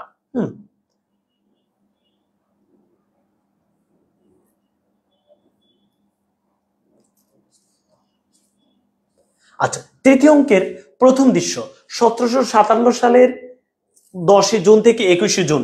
আচ্ছা সবাই এটা খেয়াল করো, বিসমিল্লাহির রহমানির রহিম। তৃতীয় অঙ্কের প্রথম দৃশ্য আমি বলছি, পড়ানোর পরে টোটাল আমি সবগুলো দৃশ্য অনেকবার মানে 2-3 বার করে বলবো, তো তোমার মাথায় ক্যাচ করে ফেলবে এবং মুখস্থের মতো হয়ে যাবে। বলো, তৃতীয় অঙ্কের প্রথম দৃশ্য হচ্ছে 1757 সালের 10 জুন থেকে 21 জুন। এখানে হচ্ছে লুৎফুন্নেসার কক্ষ। বলো, লুৎফুন্নেসাকে আমাদের ভাবি, সিরাজ ভাইয়ের বউ। এবার ওই যে গসেটি আন্টির যে মতিঝিলের যে প্রাসাদ, সেটি তো ভেঙে দিয়েছে। এই তিনি এখন কোথায় থাকেন? আমেনার কাছে থাকেন। তো তিনি গসিটি বেগমের সাথে লুৎফুন্নেসার অনেক কথা কাটাকাটি হয়েছে। হওয়ার পর তিনি এখানে আমেনা বেগমকে এবং লুৎফুন্নেসাকে অনেক কথা বলেছেন, তিরস্কার করেছেন যে তোমাদের এটা বেশি দিন থাকবে না। সিরাজ আসার পর সিরাজকে অনেক বলেছেন, তুমি নবাব, তুমি এই নবাবই বেশি দিন তোমার থাকবে না, মানে অনেক কিছু করেছেন। বলো কেন গসিটি বেগম এত গরম? তিনি নবাবের মা হতে চেয়েছিলেন, পারেননি। তিনি দত্তক এনেছেন একরাম উদ্দৌলাকে, সে বসন্তে মারা গেছে। তিনি শওকতকে এনেছেন, শওকতকে শেষ করে দেওয়া হয়েছে। তার ইটিশ পিটিশ বন্ধুকে শেষ করে দেওয়া হয়েছে। এরপরে তার মতিঝিলের প্রাসাদও শেষ করে দেওয়া হয়েছে। এত এই যে কেন, আচ্ছা তার এত ক্ষতি কেন করা হয়েছে? কারণ তিনি সব সময় ক্ষমতা মানে ক্ষমতা লিপ্ত ছিলেন, ক্ষমতা কিভাবে পাওয়া যায় এই কারণে। এবং তিনি সবসময় সিরাজের বিরুদ্ধে লেগে থাকতেন এবং তিনি খারাপ চরিত্রের অধিকারী ছিলেন। এই সকল কিছু কারণে এই যে 1757 সালের 10 জুন থেকে 21 জুন অনেক বেশি কথা কাটাকাটি হয়েছে। কোথায়? লুৎফুন্নেসার কক্ষে। লুৎফুন্নেসা হচ্ছে সিরাজের বউ। বুঝাইতে পেরেছি? তাহলে ভাইয়া সবাই লিখে যে তৃতীয় অঙ্কের প্রথম দৃশ্য হচ্ছে 1757 সালের 10 জুন থেকে 21 জুন লুৎফুন্নেসার কক্ষে অনেক কথা কাটাকাটি হয়েছে। এবার তৃতীয় অঙ্কের দ্বিতীয় দৃশ্য 1757 সালের 22 জুন পলাশীতে সিরাজের মানে পলাশীর যুদ্ধের প্রস্তুতি। ভাই এখন চিত্র এঁকে তোমাদেরকে এটা বুঝাই দিব। এই পলাশীর যুদ্ধ বোঝানোর পর আর অল্প কতক্ষণ আমরা বুঝে ফেলবো। এই পলাশীর যুদ্ধের প্রস্তুতিতে সৈন্য ছিল, সিরাজের সৈন্য ছিল 50,000, কামান ছিল 50টা। ইংরেজদের সৈন্য ছিল 3,000, কামান ছিল 50টা। সবাই একটু লিখে ফেলি। সরি, এখানে কামান ছিল 10টা, 3,000 এবং 10টা। ভাইয়া 10টা, এখানে 10টা। সবাই লিখে ফেলি। 1757 সালের 22 জুন তৃতীয় দৃশ্য পলাশীর যুদ্ধের প্রস্তুতি। 22 জুন পলাশীর যুদ্ধের প্রস্তুতি। সিরাজের সৈন্য ছিল 50,000, সিরাজের সৈন্য ছিল 50,000, কামান ছিল 50টা। ইংরেজদের সৈন্য ছিল 3,000, কামান ছিল 10টা। সব এটা লিখে ফেলি, সব এটা দ্রুত লিখে ফেলি। মুখস্থর মতো হতে হবে যে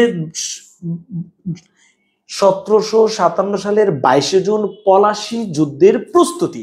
সিরাজের সৈন্য ছিল 50,000, কামান ছিল 50টা। ইংরেজদের সৈন্য ছিল 3,000, কামান ছিল 10টা। ওকে, এবার হচ্ছে যুদ্ধ। এটা হচ্ছে তৃতীয় দৃশ্য 1757 সালের 23 জুন পলাশীর যুদ্ধ। এখন ভাইয়া তোমাদেরকে এই যুদ্ধটা বুঝাই দিই, সবাই সুন্দর করে।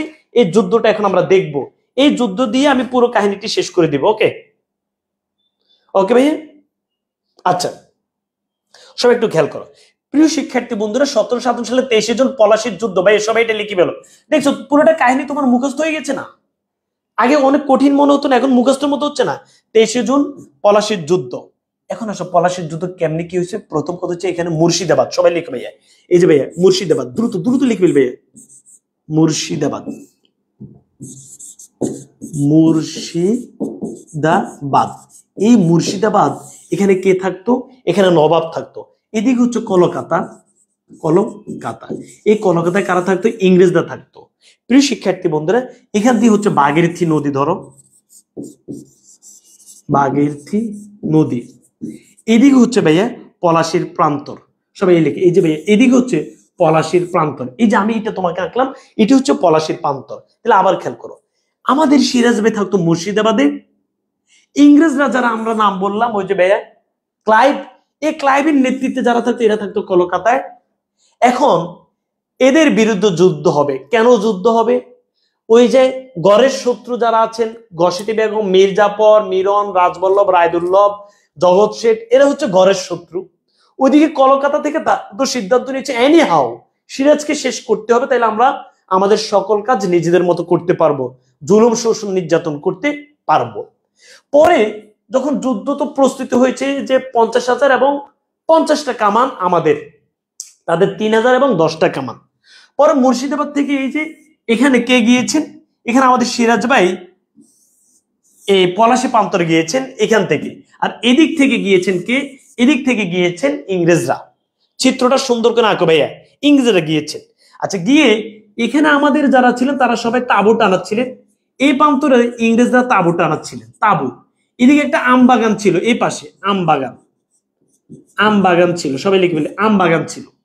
তাদের কত সৈন্য ভাইয়া, তাদের হচ্ছে 3,000 এবং 10টা, আমাদের হচ্ছে 50,000 এবং 50টা, 50,000 এবং 50টা কামান। বুঝে গেছে?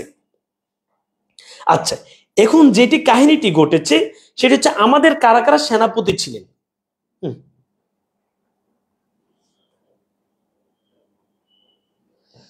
আচ্ছা ভাই, এখন আমাদের কারা কারা সেনাপতি ছিলেন, মানে সিরাজ ভাইয়ের সেনাপতি কারা কারা ছিলেন ভাইয়া, এই কাহিনী দিয়ে ভাইয়া তোমাকে পুরোটা শেষ করে দিচ্ছি। এখানে এই যে ভাইয়া আমাদের সেনাপতি কারা কারা ছিলেন, যেহেতু এখানে নাম লেখা যাবে না, আমি এখানে লিখছি আমাদের সেনাপতি লেখো ভাইয়া। আমাদের সাথে বলো মোহনলাল, মোহনলাল এই নামটা আমরা অনেক আগে তো জানি ভাইয়া। মোহনলাল, মীর মর্দান, মীর মর্দান এবং হচ্ছে ফরাসি, ফরাসি সাপরে। এখানে নাম তিনটে, এখানে তোমরা চিত্র তো তোমরা বড় করে আঁকবে, এখানে লিখো যে আমাদের এখানে ছিল মোহনলাল, এখানে ছিল মীর মর্দান, এখানে ছিল ফরাসি সাপরে। এইদিকে এইদিকে আমাদের ছিল আমাদের ওই টাউট যারা ছিলেন, মীর জাফর, রাজবল্লভ, রায়দুল্লভ এরা।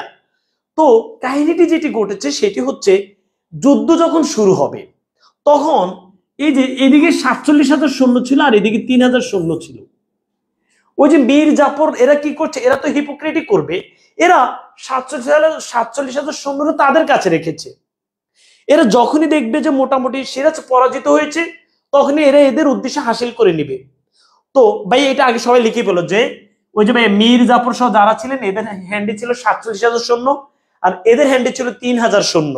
ওকে,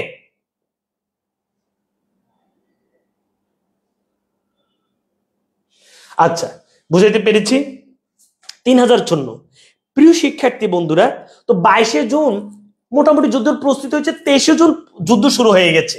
যুদ্ধ শুরুর এক পর্যায়ে তুমুল যুদ্ধ, সকাল 8টা 30 থেকে যুদ্ধ শুরু হয়েছে, সবাই লিখে ফেলবে। সকাল 8টা 30 থেকে তুমুল যুদ্ধ শুরু হয়েছে। তবে দুপুর 12টা 30-এ প্রচন্ড বৃষ্টি এবং সেটা 2টা 30 পর্যন্ত চলবে। 12টা 30, 12টা 30 থেকে প্রচন্ড বৃষ্টি এবং সেটা চলে 2টা 30 পর্যন্ত, মানে প্রায় 1.5 থেকে 2 ঘন্টা বৃষ্টি হয়েছে। সবাই আগে এটা লিখে ফেলো যে গালিব ভাই বলেছে কার কি প্রস্তুতি, আমি সেটা বলেছি। আমাদের সৈন্য ছিল, মানে সিরাজ ভাইয়ের সৈন্য ছিল মোহনলাল, মীর মর্দান, ফরাসি সাপরে। এখানে ছিল মোহনলাল, এখানে ছিল মীর মর্দান, এখানে ফরাসি সাপরে। তো ভাইয়া যে কাহিনীটি ঘটছে, মীর জাফর সহ যারা তাদের হ্যান্ডে ছিল 47,000 আর এই যে এদের হ্যান্ডে ছিল 3,000। তো ওরা ওদের 47,000 জায়গা মতো রাখছে, মানে হিপোক্রেটিক করবে সে আলোকে, এত কিছু কাহিনী তো তোমার লাগবে না। আচ্ছা যাই হোক, 23শে জুন যুদ্ধ হয়েছে, 8টা 30-এ যুদ্ধ শুরু হয়েছে, এভাবে 12টা 30 পর্যন্ত চলে। হঠাৎ করে 12টা 30-এ প্রচন্ড বৃষ্টি এসছে এবং সেটা 2টা 30 পর্যন্ত চলে, 1.5 থেকে 2 ঘন্টা বৃষ্টি হয়েছে। এখন ক্ষতিটা কি হয়েছে, এদিকে আমবাগান ওদের বৃষ্টিতে তেমন সমস্যা হয় নাই, এদিকে খালি জায়গায় বৃষ্টিতে এদের সব কামান ভিজে গেছে। বুঝাইতে পেরেছি? বৃষ্টিতে এদের সব কামান ভিজে গেছে। ওকে ভাই, এটা লিখে ফেলো। ভিজে যাওয়ার পরে এদিকে মীর জাফর এদেরকে রিকোয়েস্ট করছে যে প্লিজ এখন আর যুদ্ধ করিয়েন না। হ্যাঁ, মানে এই যে এদেরকে মানসিকভাবে পরাজিত করে ফেলেছে মীর জাফর, দেখছো কিভাবে হিপোক্রেটি করছে। পরে এরা চিন্তা করছে না যুদ্ধ না করলে তো আমরা শেষ হয়ে যাব। পরে এখান থেকে এই যে ভাইয়া মীর মর্দান, ভাইয়া ভাইয়া মীর মর্দান, আমার এই লোকটার খুবই পছন্দ ভাইয়া, মীর মর্দান এ চমৎকার করে যুদ্ধ চালিয়ে গেছে। যুদ্ধ করতে করতে এক সময় মীর মর্দান মারা গেছে, শেষ।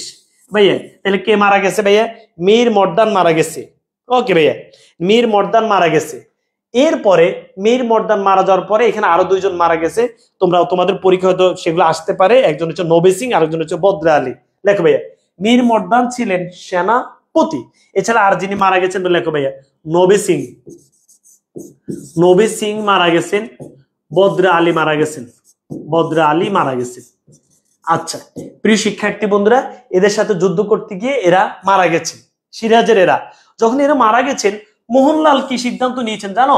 মোহনলাল সিরাজকে বলেছেন প্লিজ, সুন্দর করে বুঝবো, মোহনলাল সিরাজকে বলছেন আপনি প্লিজ চলে যান, আপনি গিয়ে মুর্শিদাবাদে গিয়ে দ্রুত লোকজন রেডি করেন, আমরা এখান থেকে যুদ্ধ করতেছি। কে বলতো? মোহনলাল। পরে মোহনলালকে তারা বন্দি করেছে, মোহনলালকে কি করেছে? বন্দি করেছে। তাহলে ভাইয়া বলো, এখানে সিরাজের যারা যারা ছিলেন, মোহনলাল, মীর মর্দান, পরাশি সাপড়ে, মোহনলাল, মীর মর্দান, পরাশি সাপড়ে, মীর মর্দান মারা গেছেন, মোহনলালকে বন্দি করেছেন, মোহনলাল সিরাজ ভাইকে পরামর্শ দিয়েছেন প্লিজ আপনি চলে যান। পরে মুর্শিদাবাদে এখানে সিরাজ ভাই চলে আসছে, এসে সিরাজ ভাই কি করেছে জানো? 25শে জুন একটা মিটিং দিয়েছে। লেখো ভাইয়া, এটা হচ্ছে চতুর্থ দৃশ্য। 25শে জুন, 25শে জুন সিরাজ ভাই সবাইকে ডেকে, তার যে লোকজন আছে, প্রজা টজা আছে, জনগণ আছে, সবাইকে ডেকে মিটিং দিয়েছে। সুন্দর করে বুঝবা, কত জুন? 25শে জুন সিরাজ ভাই মুর্শিদাবাদে মানে এসে একটা মিটিং দিয়েছে। 23শে জুন তো যুদ্ধ হয়েছে, সিরাজ ভাই সাথে সাথে চলে এসে 25শে জুন একটা মিটিং দিয়েছে।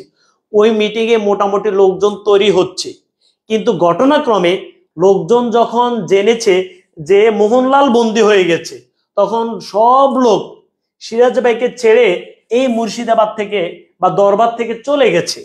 সুন্দর করে কাহিনীটি বুঝতেছি ভাইয়া। যখন ভাইয়া সাধারণ জনগণ সবাই চলে গেছে, তখন সিরাজ ভাই সিদ্ধান্ত নিয়েছে তিনি এখান থেকে, এই যে এদিকে একটা পাটনা নামে একটা জায়গা আছে, পাটনা, এই জায়গায় তার একজন বন্ধু আছে, বন্ধু, এই বন্ধুর কাছে সে যাবে। হ্যাঁ, বন্ধুর কাছে সাহায্যের জন্য যাবে। ঘটনাক্রমে যখন এই দরবার থেকে সাধারণ জনগণ সবাই চলে গেছে, কেন গেছে? তারা জেনেছে যে মোহনলাল বন্দী হয়েছে। তখন তারা যখন চলে গেছে, সিরাজ ভাই সিদ্ধান্ত নিয়েছেন তিনি পাটনা তার বন্ধুর কাছে যাবেন, পাটনা। কিন্তু সিরাজ ভাই এই পর্যন্ত আসার পরে সিরাজ ভাইকে গ্রেপ্তার করেছে মীর কাসেম। সবাই লিখে ফেলি, সিরাজ ভাইকে গ্রেপ্তার করে ফেলেছে মীর কাসেম নামে একটা লোক, মীর কাসেম। ওকে ভাইয়া, সিরাজ ভাইকে গ্রেপ্তার করেছে মীর কাসেম। এরপরে গ্রেপ্তার করে সিরাজ ভাইকে নিয়ে যাওয়া হয়েছে, ভাইয়া সিরাজ ভাইকে নিয়ে যাওয়া হয়েছে জাফরাগঞ্জ কারাগারে। এখানে সিরাজ ভাইকে গ্রেপ্তার করে সিরাজ ভাইকে নিয়ে গেছে ভাইয়া, এখানে একটা কারাগার আছে জাফরাগঞ্জ, জাফরাগঞ্জ কারাগার, এই কারাগারে নিয়েছে সিরাজ ভাইকে। ওকে ভাইয়া, নিয়ে যাওয়ার পর সিরাজ ভাইকে হত্যা করা হয়েছে। কে হত্যা করেছে? মোহাম্মদী বেগ। কার আদেশে?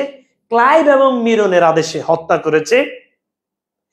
মোহাম্মদী বেগ বলছেন যে আমাকে 10,000 টাকা দিতে হবে। কত হাজার ভাইয়া? 10,000।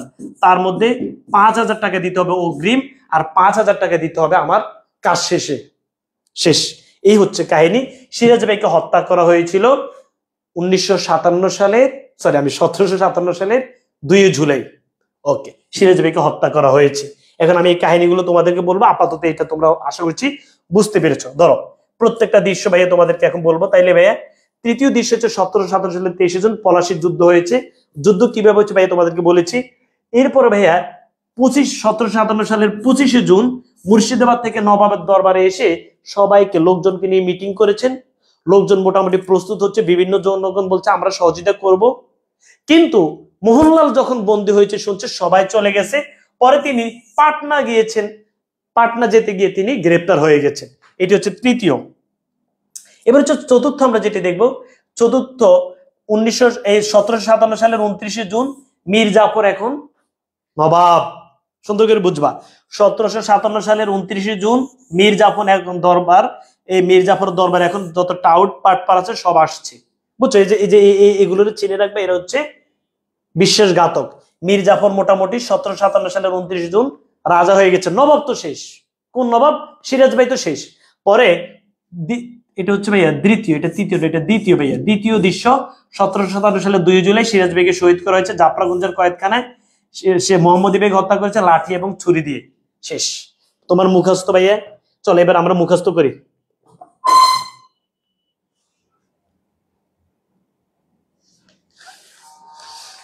চলো এবার সবাই একটু ভাইয়াকে একটু সময় দিয়ে আমরা এখন মুখস্থ করব, ঠিক আছে? বিসমিল্লাহ পড়ে আমি জাস্ট এক পেজে লিখে পুরোটা মুখস্থ করব। ওকে, তাহলে আমাদের পুরোটা কাহিনী, কারণ তুমি তো পরিচয় জানো।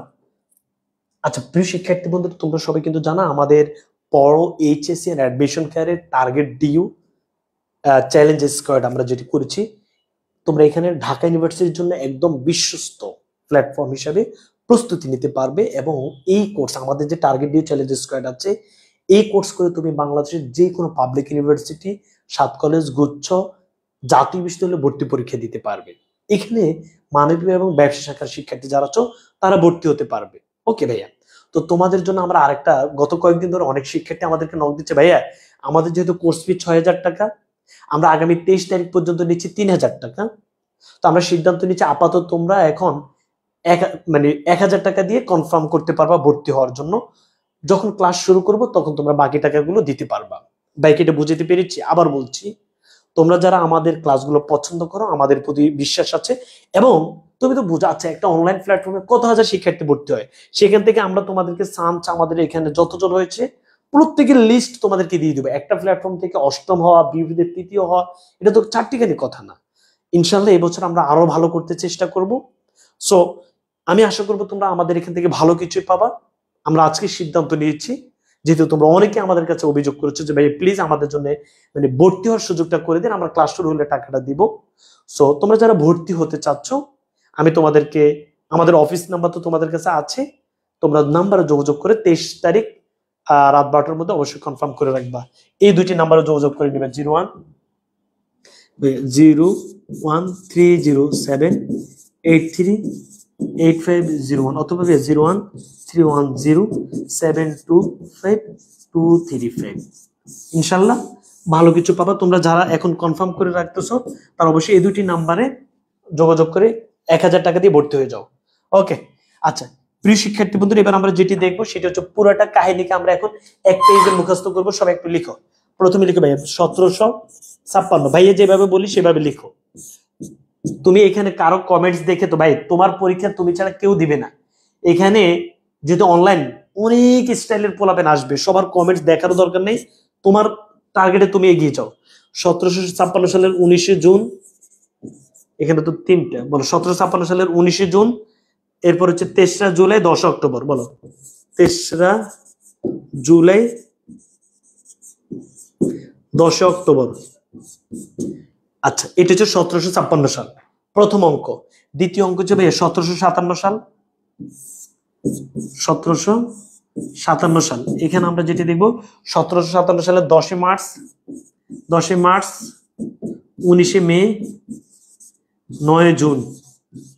এবার হচ্ছে তৃতীয়, সেটা হচ্ছে 1757 সাল। এখানে 4টা দৃশ্য, 17 সালের 4টা দৃশ্য। এখানে হচ্ছে 10 থেকে 21শে জুন, 10 থেকে 21শে জুন। এর হচ্ছে ভাইয়া 22শে জুন, এটা একদম সহজে তারিখগুলো মুখস্থ থাকবে ভাইয়া। 23শে জুন, এবার হচ্ছে ভাইয়া 25শে জুন। সর্বশেষ আমরা ভাইয়া চতুর্থ দৃশ্য 1757 সালের, এখানে হচ্ছে 2টা দৃশ্য, চতুর্থ অঙ্ক 29শে জুন আর 2 জুলাই। বলো 29শে জুন, 2 জুলাই। এবার সব আমার সাথে, আমি বলছি না তোমাকে আমি মুখস্থ করাবো, এবার আমার সাথে বলো বিসমিল্লাহির রহমানির রহিম। সিরাজ ভাই আমাদের নবাব, সিরাজ ভাই 1756 সালের 19শে জুন ফোর্ট উইলিয়াম দুর্গে হামলা করেছেন। 3রা জুলাই ফোর্ট উইলিয়াম থেকে তারা আবার কলকাতা আসছেন। 10 অক্টোবর কি হয়েছে বলো তো ভাইয়া? মতিঝিলের যে প্রাসাদ ছিলেন, মতিঝিলের প্রাসাদ ভেঙে ফেলা হয়েছে, ঘসেটি বেগমকে নিয়ে যাওয়া হয়েছে। 1757 সালের 10 মার্চ কি হয়েছে? নবাবের দরবারে সবাইকে আবার ডাকা হয়েছে, মিটিং করা হয়েছে, সবাই অপমানিত হয়েছেন। 19 মে মীর জাফরের দরবারে সবাই আবার বসছে। 9 জুন মীর জাফরের ছেলে মিরনের দরবারে সবাই বসছে। 1757 সালের 10 থেকে 21শে জুন কি হয়েছে? 10 থেকে 21শে জুন ওই যে ভাইয়া লুৎফুন্নেসার যে কক্ষ, সেখানে খালা সহ মোটামুটি কথা কাটাকাটি হয়েছে। 22শে জুন পলাশির যুদ্ধের প্রস্তুতি, 23শে জুন পলাশির যুদ্ধ, এবং 25শে জুন হচ্ছে আমাদের যে সিরাজ ভাই আবার ইয়েতে চলে আসছেন, মুর্শিদাবাদ এসে সিদ্ধান্ত নিয়েছেন যে আবার ঝাঁপিয়ে পড়বেন।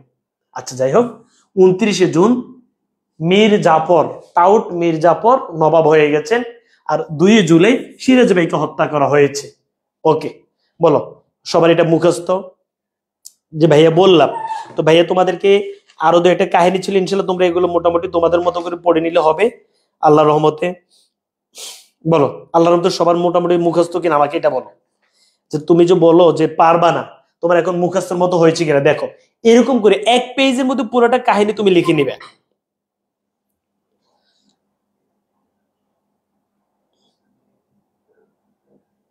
লাল সালু ক্লাস হয়েছে, মেহানি তুমি মেবি ক্লাস করনি, এভাবে ভাই আরো সহজ করে পড়িয়ে দিয়েছি। তাহলে আমি তোমাকে আলীবর্দীর পুরোটা আত্মীয় স্বজন সবাইকে মুখস্থ করে দিলাম এবং সিরাজের পুরোটা অঙ্ক দৃশ্য মুখস্থ করে দিলাম। আশা করছি সবাই বুঝছো, তাই না?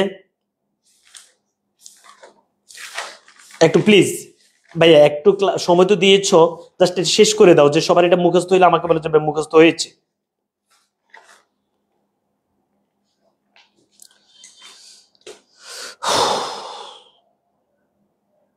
সবার মুখস্থ আলহামদুলিল্লাহ। তাহলে আবার আমি বলি ভাইয়া এখান থেকে আসো, বলো 2 জুলাই 1757 সালে 2 জুলাই সিরাজ ভাইকে মেরে ফেলা হয়েছে, 29 জুন মির্জাফর দরবারে বসছে।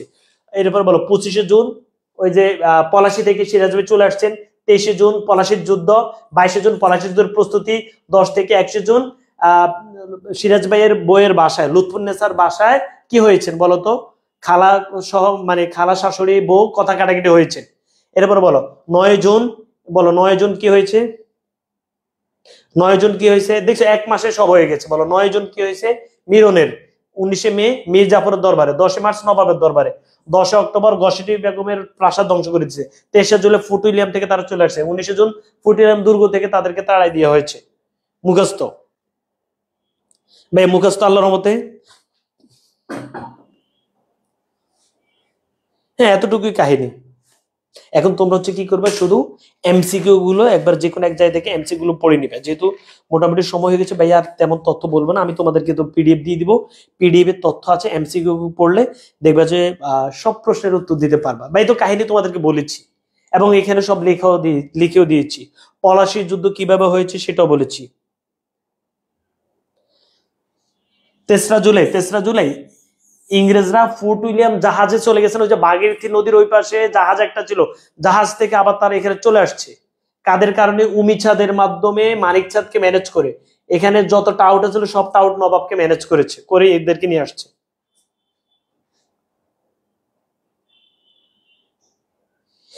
এখন আমাকে বলো, তুমি তো অনেক জায়গায় ক্লাস করেছো, আমি কি মুখস্থ করে দিয়েছি? করে দিই নাই ভাইয়া? যাক আলহামদুলিল্লাহ। তো প্রিয় শিক্ষার্থী বন্ধুরা, ভাইয়া কি তোমাদেরকে বিষয়টি বুঝাতে পেরেছি যে আমাদের টার্গেট ডিউ চ্যালেঞ্জ স্কোয়ার, ভাইয়া হয়তো তোমাদেরকে ওইভাবে চিনলে বলতে পারি না। ইনশাল্লাহ এই যে তোমাদের জন্য আমি টোটাল পিডিএফ রেডি করে দিয়েছি, এটা তোমাদেরকে দিয়ে দিব, তোমরা এখান থেকে পড়ে নিবে। কার কোনো সমস্যা থাকলে আমাকে জানাবে। আমি বলছি পুরোটা কাহিনী তোমাকে মুখস্থ করে দেওয়া দরকার, মুখস্থ করে দিয়েছি। তো তোমরা যারা আমাদের টার্গেট ডিউ চ্যালেঞ্জ স্কোয়ার এখন কনফার্ম করে রাখতেছো, তোমাদের জন্য যেহেতু আমাদের কোর্স ফি 6,000 টাকা, আগামী 23 তারিখ রাত 12টা পর্যন্ত 3,000 টাকা। তোমরা এই যে তোমাদের জন্য সকল কিছু একদম ভাইয়া, তোমরা এখন পড়ো, দেখবা যে মোহাম্মদ বিবেক 10,000 টাকার বিনিময়ে সিরাজ কথা প্রত্যেকটি একদম প্রত্যেকটি এমসিকিউ এখানে আছে। আমি দুই একটা তথ্য বলি নাই, মানে বলতে সময় হয় না আর কি, তোমরা এটা পড়ে নিলে বুঝবা, সাদা নিশান সহ যেগুলো আছে কাহিনীটি পড়লে হয়ে যাবে। তো আমি যেটি বলতে চাচ্ছি, টার্গেট ডিউ আমাদের যে চ্যালেঞ্জ স্কোয়াড আছে, সেখানে আমাদের টিচার প্যানেল সহ সবকিছু তোমরা দেখেছো, আমাদের ক্লাস কেমন হবে এসে। তোমাদের জন্য আমাদের কোর্স ফি হচ্ছে 6,000 টাকা। আগামী 23 জুনের মধ্যে যারা ভর্তি হবে তাদের হচ্ছে 3,000 টাকা। আর যারা শীট সহ ভর্তি, মানে শীট, টি শার্ট, নামাজ card, plan card, daily plan card এগুলো পেতে চাও, তারা কিন্তু 3500 টাকা দিতে হবে। ওকে, তো আগামী 23 তারিখের মধ্যে তোমরা কনফার্ম করে রাখো। আপাতত 1,000, 1,500, 2,000 এভাবে টাকা দিয়ে তোমরা ভর্তি হতে পারবা। বুঝাইতে পেরেছি? এই তোমরা যারা ভর্তি হতে চাচ্ছ, কনফার্ম করতে চাচ্ছ, তারা 013078385501 অথবা 01310725 আমি 22 তারিখের আগে তোমাদের আর শেষ করবো ন্যারেশন, কানেক্টরস, মডিফায়ার্স। ঠিক আছে, যেহেতু সিরাজউদ্দৌলা এবং লাল সালু শেষ, বাংলা এখন টেনশন নেই। 22 থেকে ভাইয়া 22 থেকে 25 তারিখ পর্যন্ত কেউ কোথাও সময় দিতে পারবা না। 22 থেকে 25 তারিখ পর্যন্ত সুন্দর করে সকাল থেকে আমার সাথে বাংলা ক্লাস শুরু করতে হবে। 22, 23, 24 বুঝাইতে পেরেছি? 22 থেকে 25 তারিখ পর্যন্ত, 22 থেকে 25 তারিখ পর্যন্ত সবাই টানা আমাকে সময় দিতে হবে। বাংলার গদ্য, পদ্য, উপন্যাস, নাটক আমরা আবার রিভিশন দিব। বুঝাইতে পেরেছি? এমসিকিউ সলভ করে দিব, সিকিউ কিভাবে লিখবা সেটি দেখিয়ে দিব, বোর্ড কোশ্চেন গুলো সলভ করাবো, বাট আমি প্রত্যেকটা গদ্য, পদ্য আবার শেষ করাবো। উপন্যাস, নাটক তো তোমাদের শেষ হয়েছে, তখন আরেকবার বলবো। এটি হচ্ছে তোমরা 22 থেকে 25 তারিখ পর্যন্ত আমি শিডিউল রুটিন দিয়ে দিব, যে সকাল 11টা থেকে 1টা, 3টা থেকে 5টা, 7টা থেকে 9টা, এরকম আমাকে সময় দিবে, একদম পুরো রিভিশন দিব। এর আগে আমি ন্যারেশন, কানেক্টরস, মডিফায়ার্স এগুলো শেষ করে দিব ইনশাল্লাহ। সবাই বুঝছি? তো সাথে থাকো। আর আগামীকাল 10টায় তোমাদের মানবের ক্লাস আছে, 5টায় যারা হচ্ছে তোমরা ব্যবসা শাখা শিখে তাদের ক্লাস আছে, এবং সন্ধ্যা 7টা থেকে আইসিটির ক্লাস হবে। আইসিটি এমসিকিউ সলভ করা হবে 5ম অধ্যায়। ঠিক আছে? এই আর 10টায় আমি নিব। টাইমটা জানাই দিবেন ভাইয়া। টাইম তো জানাই দিচ্ছে, তোমাদের রুটিন তো আছে। ঠিক আছে? তো ভাইয়া ইংলিশ ক্লাস কবে হবে? ইংলিশ ক্লাস তো যেগুলো নিয়েছি সেগুলো শেষ করে ফেলো। আগামীকাল প্রতিদিন ইংলিশ ক্লাস হবে। আজ আমার উদ্দেশ্য ছিল লাল সাল এবং সিরাজউদ্দৌলা শেষ করে দেওয়া। ওকে,